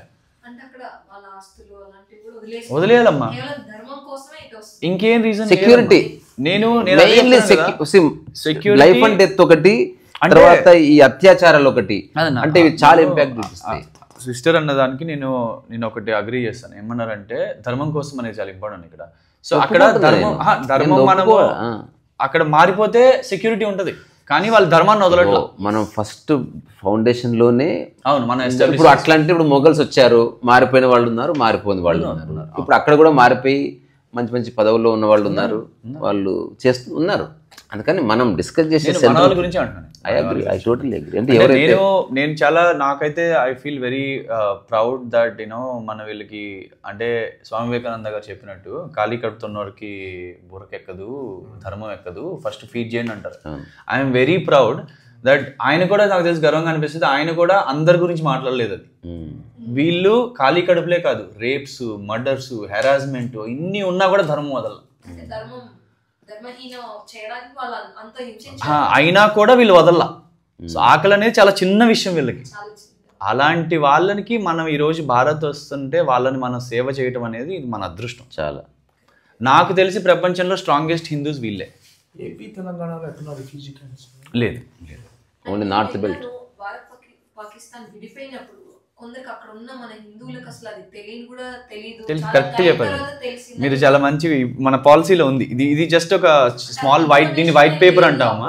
దీన్ని వైట్ పేపర్ అంటాము. జస్ట్ ఒక 7 pages డాక్యుమెంట్ అనమాట. ఫుల్ డాక్యుమెంట్ మన 270 pages అన్న. 91% మంది మా రీసెర్చ్లో చెప్పింది ఏంటంటే, అసలు మీరు ఎందుకు ఉండిపోయారు అంటే మాకు తెలియదు అన్నారు. తెలియదు అంటే 1964 అయ్యే వరకు కూడా తెలియదు. చాలా మంది ఇట్లా వచ్చి కచ్చుకొచ్చి పెళ్లిళ్ళకి వచ్చి వెళ్ళిపోతూ ఉండేవాళ్ళు. ఇది కూడా ఒక ఇంపార్టెంట్ పాయింట్. అంటే మనకి కాన్స్టిట్యూషన్ ఎస్టాబ్లిష్ అయిన తర్వాత కూడా ఇక్కడ సిటిజన్స్ అక్కడికి, అక్కడ సిటిజన్స్ ఇక్కడికి ట్రాన్స్ఫార్మ్ అవుతూనే ఉన్నారు. అంటే there is no fixed policy. ఆ తర్వాత చాలా సంవత్సరాలకి ఇక్కడ వాళ్ళు ఇక్కడే, అక్కడ వాళ్ళు అక్కడే అన్నది వచ్చింది. 60 ద్వారా ముస్లింస్లకి ఏ హాని లేదు, ఇక్కడున్న హిందువుల ద్వారా ముస్లింస్కి ఏ హాని లేదు. కానీ అక్కడున్న హిందువులకి, ఇక్కడున్న హిందువులకి ముస్లింస్ ద్వారా హాని ఉంది. ఇది కామన్ పాయింట్ ఉంది. అవును, ఐ అగ్రీ. అంటే ఇది చాలా పెద్ద సబ్జెక్ట్. ఇది ఇక్కడ నుండి ముస్లింస్ అటు ఎల్లోల కోసం ఇక్కడ వక్ఫ్ బోర్డు పెట్టిరు, కానీ అక్కడ నుండి హిందువుల కోసం అక్కడ సనాతన బోర్డు. ఇప్పుడు నువ్వు టాపిక్ ఓపెన్ చేయక, అంటే పండోరా బాక్స్ ను ఓపెన్ చేయక, అది వేరే టాపిక్స్ అవి ఆల్ టుగెదర్. మనం డిస్కస్ చేస్తున్నది ఎవరైతే శరణార్థులు ఉన్నారో వాళ్ళ కోసం నేనున్నాను అని కిరణ్ చుక్కపల్లి నిలబడ్డాడు. ఇది మన సబ్జెక్టు. నువ్వు అట్లా రకరకాల విషయాలు మనం చర్చిస్తే ఎక్కడికి పో. లేదు అదేం లేదు, ఎట్లేం ఎట్లా ఎవరికి ఉంటుంది అన్న, ఇదే ఎవరు చదువు. మీకు విషయం, ఇది యాక్చువల్గా ఇది ఉంది కదా, ఇక్కడ నుంచి స్టార్ట్ అయ్యేది డాక్యుమెంట్. జస్ట్ నేను 3 days బ్యాకే దీన్ని ముందుకు తెచ్చా. ఎంత ఎవరు చదవట్లేదు, కనీసం ఏదైనా చూస్తారు. ఇగో ఈ మన భారతదేశంలో పార్లమెంట్లో ఉన్న ఒక 500 పైచిలకు ఎంపీస్లో ఒక సగం మంది ఎంపీస్ కిరణ్ మాట వింటే సగం దేశం విన్నట్టే. అంటే you don't have to make understand everybody, just meet the right person, let him speak, let him respond. అంటే మనం ప్రతి ఒక్కరితో పోరాడుతూ పోయినా అనుకో నువ్వు పోతావు అనమాట. అది అయ్యే పని కాదు. అంటే రియల్ వర్క్ చేసేవాడు మూలాన్ని పట్టుకొని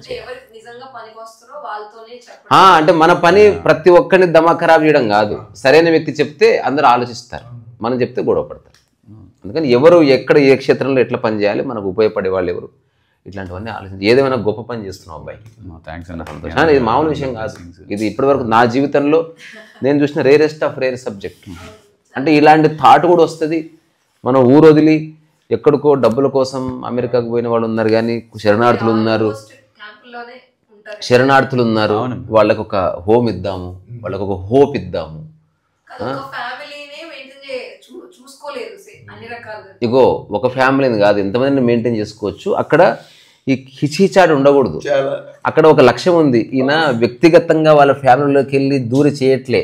is giving a route map, live like this అని చెప్తున్నాడు. అట్లా కాకుండా కుటుంబ సభ్యుల్లాగా ఉంటే ఒక ఫ్యామిలీ చాలా దమా ఖరాబ్ చేసుకోవడానికి. ఇక్కడ ఆయన ఏం చేస్తున్నాడు, ఒక విజన్ ఇస్తున్నాడు, మీ అక్కడి నుంచి ఇక్కడ సేఫ్టీ ఇస్తున్నాడు, ఆ తర్వాత భవిష్యత్తులో బిల్లు తీసుకొస్తామంటున్నాడు. దాంతోపాటు అక్కడ ఉన్న వాళ్ళకి అక్కడే లోకల్గా జాబ్స్ చూపిస్తున్నాడు, లేదా వాళ్ళు వెతుకుంటున్నారు. తద్వారా they are empowering themselves. దాంతోపాటు ఇతను ఒక చిన్న లైట్ ఇస్తున్నాడు, ఆ లైట్ను పట్టుకుని వాళ్ళు ముందుకు పోతున్నారు. So great service. అంటే ఇప్పుడు ఆ వైలు నీవా? అంతేనమ్మా. ఇప్పుడు ఈ వైలు నా కట్టే బో. ఇప్పుడు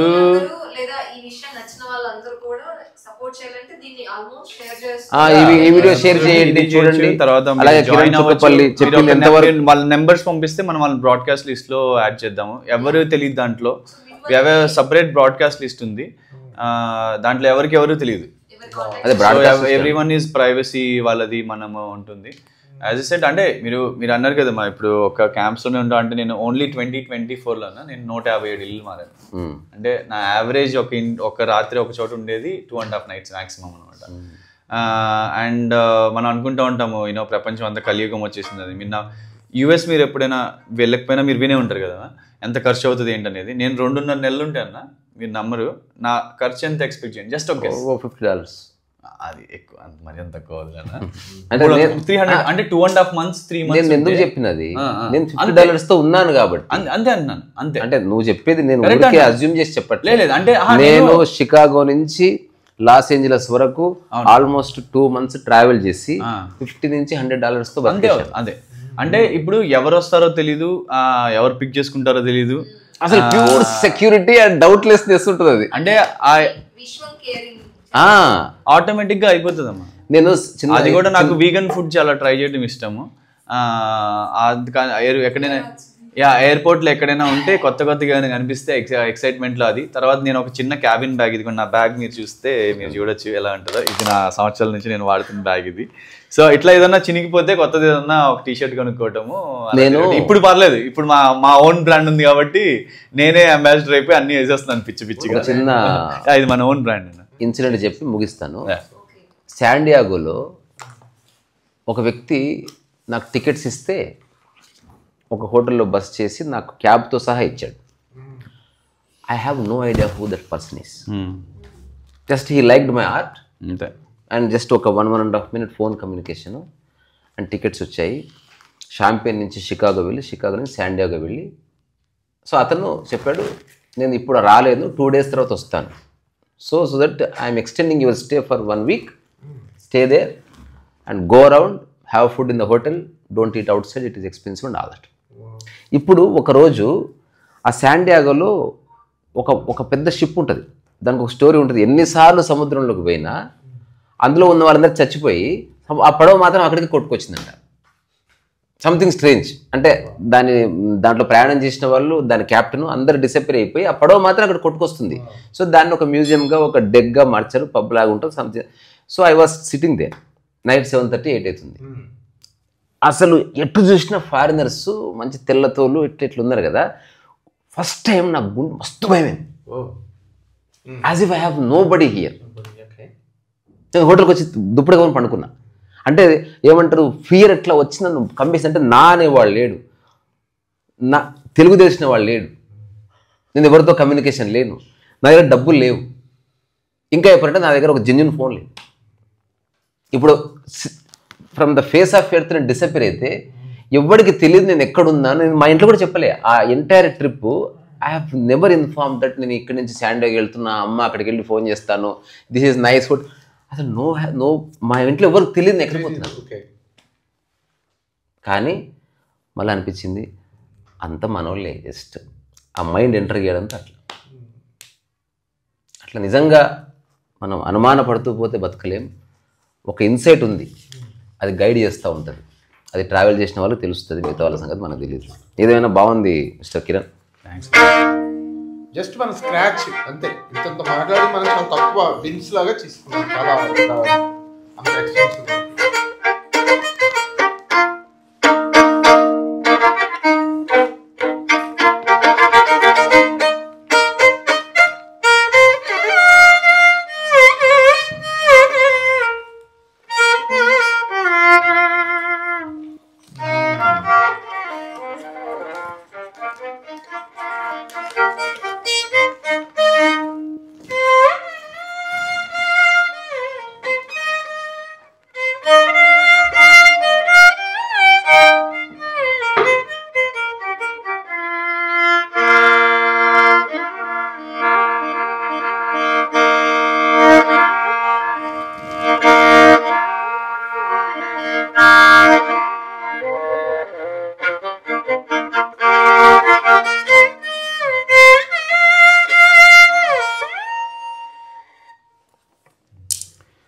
so I wish you all the best. Thank you. So నువ్వేం హ్యాపీనెస్ కోరుకోవట్లేదు, లేకపోతే ఇది ఏదో నీకు అనిపించింది ఒక ఇన్స్టింక్టివ్గా చేస్తున్నావు అంతే. సో అది సక్సెస్ కాదు, ఫెయిల్యూర్ కాదు. Keep doing. Thank you so much. Thank you so much. Thanks for your time. ఆ భావనలో కూడా తను లేడు, అది కూడా అయిపోయింది. ఏది ఒక్కటి గుర్తుపెట్టుకో, ఏది ఉన్నా ఆగిపోతుంది. కొన్ని వర్కులు నీవు ఉండాలి ఓన్లీ ఫిజికల్గా, బట్ ఈగో కానీ సెల్ఫ్ సాటిస్ఫాక్షన్ కోసం తప్పించడం కానీ ఏది ఉన్నా ఇట్ మే స్టాప్. అంటే కంప్లీట్ సెల్ఫ్లెస్ యాక్టే కొన్నిటికి మూల వస్తువుగా ఉంటుంది. అది very rarely that happens and only few people understand that level of work culture ఏదైనా కావచ్చు. సో అందుకని ఎక్కడో అంతఃస్థలంలో నేను నువ్వేం చేస్తున్నావు అనే దాన్ని నాకేదో ఒక అనుభూతి కలిగి మాట్లాడుతున్నా. సూపర్ఫిషియల్ నాకేం తెలియదు. ఐఎమ్ చాలా విషయాల్లో ఐఎమ్ వెరీ నోవైజ్. తప్పకుండా రండి. మొత్తం టోటల్ గా మనం విన్న దానిలో ఒక చక్కటి ఒక ఫీల్ కలిగింది ఏంటంటే ఇంటిగ్రిటీ అంటుంది sir. That's what I feel. అదే అంటే ఒక సబ్స్టాన్స్ నుంచి ఇంటలెక్చువల్గా మాట్లాడే వాళ్ళు నేను చాలా మంది చూసాను. వర్క్ చేస్తూ ఆ అనుభవ సారం నుంచి మాట్లాడడం అన్నది గుడ్ థింగ్. చాలామంది ఊరికే హెడ్ స్ట్రాంగ్గా మాట్లాడతారు, ఇది అట్లా కాదు. నువ్వు గ్రౌండ్లో పనిచేస్తూ, నేను చిన్న ఎగ్జాంపుల్ చెప్తా ముగిస్తా. ఒక ఆయన స్టేజ్ మీద మోహన రాగం గొప్పందనం గురించి చెబితే నాకు గూస్బంప్స్ వచ్చినాయి కిరణ్. బా, ఇతను ఎవరో లాల్గుడి జయరామనో లేకపోతే కున్నకుడి వైద్యనాథన్కి గొప్పవాళ్ళ ఉన్నాడని చెప్పి పోయిన తర్వాత, సార్ అసలు ఎన్నేళ్ళ అనుభవం ఉంది సార్ సంగీతం. అబ్బే మనకు రాదమ్మా, బుక్లో చూసి చెప్పామంటే ఆ బుక్లో అలా అంటే నేను షాక్ తినంటే ఏమి రాకుండా he just read the book and talking about it. ఆ రాగం వింటుంటే అది అద్భుత కరుణ రసాత్మకంగా ఒక సంవేదన ఇచ్చేటువంటి అని చెప్తున్నాడు ఆయన. ఇది ఒక పెంటాటోనిక్ సరిగా పద సదపగరిసా. దీన్ని గ్రహభేదంలో వస్తే ఒక్కోసారి మధ్యమావతి అవుతుంది. సంగీతంలో ఎన్నో మనకు తెలియదు, ఇట్లా చెప్తున్నా. మనకు తెలియదమ్మా, మనం ఏం నేర్చుకోలేదు. బుక్లో చదివితే అలా చదవగా అది నీ అమ్మ ఇంటలెక్చువల్గా ఇంత ఘోరంగా ఉంటారు అసలు మనుషులు. అట్లా చాలా మంది అన్ని విషయాల గురించి గుర్తుపెట్టుకోండి. విషయాలు అందరూ మాట్లాడతారు. హెడ్ నుంచి ఎవడు మాట్లాడుతున్నాడు, కాళ్ళ నుంచి ఎవడు మాట్లాడుతున్నాడు. Trust the person who is speaking from the pav, ఏమంటారు దీన్ని, ఫీట్. వాడి మాటలే దమ్మున్నాయి, మిగతా అదంతా పట్టించుకోవాల్సిన అవసరం లేదు. రీసా రసవైసా మళ్ళీ కలుసుకుందాం మిస్టర్ కిరణ్.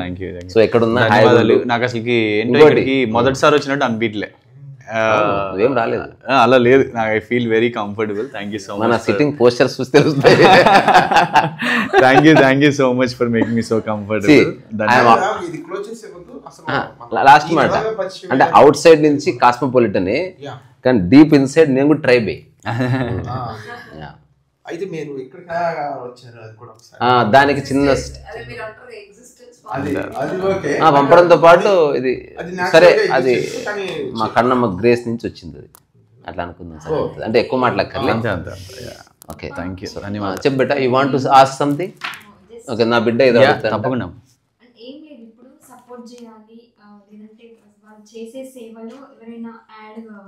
ఏమీ లేదు, సింపుల్ కామెంట్స్ పెట్టండి. తర్వాత ఈ వీడియోని మీ యొక్క వాట్సాప్ స్టేటస్లో పెట్టండి. ఇది చెప్తా వాట్సాప్ స్టేటస్లో పెట్టండి. దాంతోపాటు డిస్క్రిప్షన్ లోపల వీలైతే మీ ఆర్గనైజేషన్ నెంబర్ ఏదన్నా నాకు ఇప్పుడు పేపర్ మీద రాసి అది నేను పేస్ట్ చేస్తాను. వెబ్సైట్ అన్ని ఇస్తాను. If you really want to understand more closely about this matter contact them, లేదా వీలైతే వాట్సాప్ చేయండి. ఆ తర్వాత నిజంగా ఇంట్రెస్ట్ ఉంటే వాలంటీర్గా మారాలనుకుంటే పని చేయాలనుకుంటే అతనితో కలిసి మన వెబ్సైట్ ఉంటుంది. ఆ వెబ్సైట్ లో వాలంటీర్ ఫామ్ ఉంది. So they can just fill the form and అవన్నీ మనం డిస్క్రిప్షన్ లో ఇద్దాం. refugeaidproject.com. We are complete volunteer organization, man. Like, you know, what I can say is volunteer గా మీరు అన్నట్టు సహాయం అంటే ఇప్పుడు మన వెబ్సైట్స్ ఉన్నాయి, అన్నీ కూడా ఎక్కడో ఫాలో అవ్వాలి, శాన్ ఫ్రాన్సిస్కోలో అవుతాయి, అన్ని డిజైనింగ్ ఉంటుంది. ఇప్పుడు ఈ పాలసీ డిజైన్ కానీ ఎవ్రీథింగ్ మెల్బర్న్లో అంతా స్టూడెంట్సే చేస్తారు. సో మన ఆర్గనైజేషన్లో we don't have admin fee. ఇంత పెద్ద 4 లక్షల మంది డైలీ బేసిస్ చూసినా చెప్పకు. నేను చెప్పేది 4 లక్షల మంది మనం చూసినా మనకు ఆఫీస్ కూడా లేదు. We work from the camps. ఎక్కడైతే ఎవరికైతే మనం సర్వీస్ చేస్తున్నామో అదే ఆఫీస్. ఎవరికైతే నిజంగా ఆసక్తి ఉందో they will figure it out. ఇప్పుడు నేను చెప్తున్నా, నాకు కూడా ఆఫీస్ లేదు, లైఫ్లో ఆఫీస్ పెట్టను, కానీ అనంతంగా పని జరుగుతుంది. అంటే నీకు విషయం అర్థం కావాలి. నువ్వు ఆఫీస్ పెట్టావా, ఇన్ఫ్రాస్ట్రక్చర్ ఉందా, నీకు కారు ఉందా, ఇది కాదు, నీకు బుర్ర ఉందా లేదా, బుర్రలో గుజ్జు ఉందా లేదా అనేది ఇంపార్టెంట్. ఇక్కడ నుంచే మీ అందరిలో ఉన్న ఓపికకి. తర్వాత ఆల్వేస్ రిమెంబర్, ప్రాపంచికంగా మనం ఒక దేశంలో ఉన్నాం. ప్రాపంచికంగా ఈ దేశానికి ఒక బౌండరీ ఉంది, దానికి నైబరింగ్ కంట్రీస్ ఉన్నాయి. కొంత చరిత్ర తెలుసుకోవాలి. సో ఇంట్లో ఏసీ ఉంది, తలుపు ఉంది, లాక్ ఉంది, సేఫ్టీ ఉంది అనుకోవద్దు. Be aware. కొంత నాలెడ్జ్ సంపాదించుకొని రెడీగా ఉండండి, ఉపయోగపడుతుంది. సరేనా? Please sir. ధన్యవాదాలు.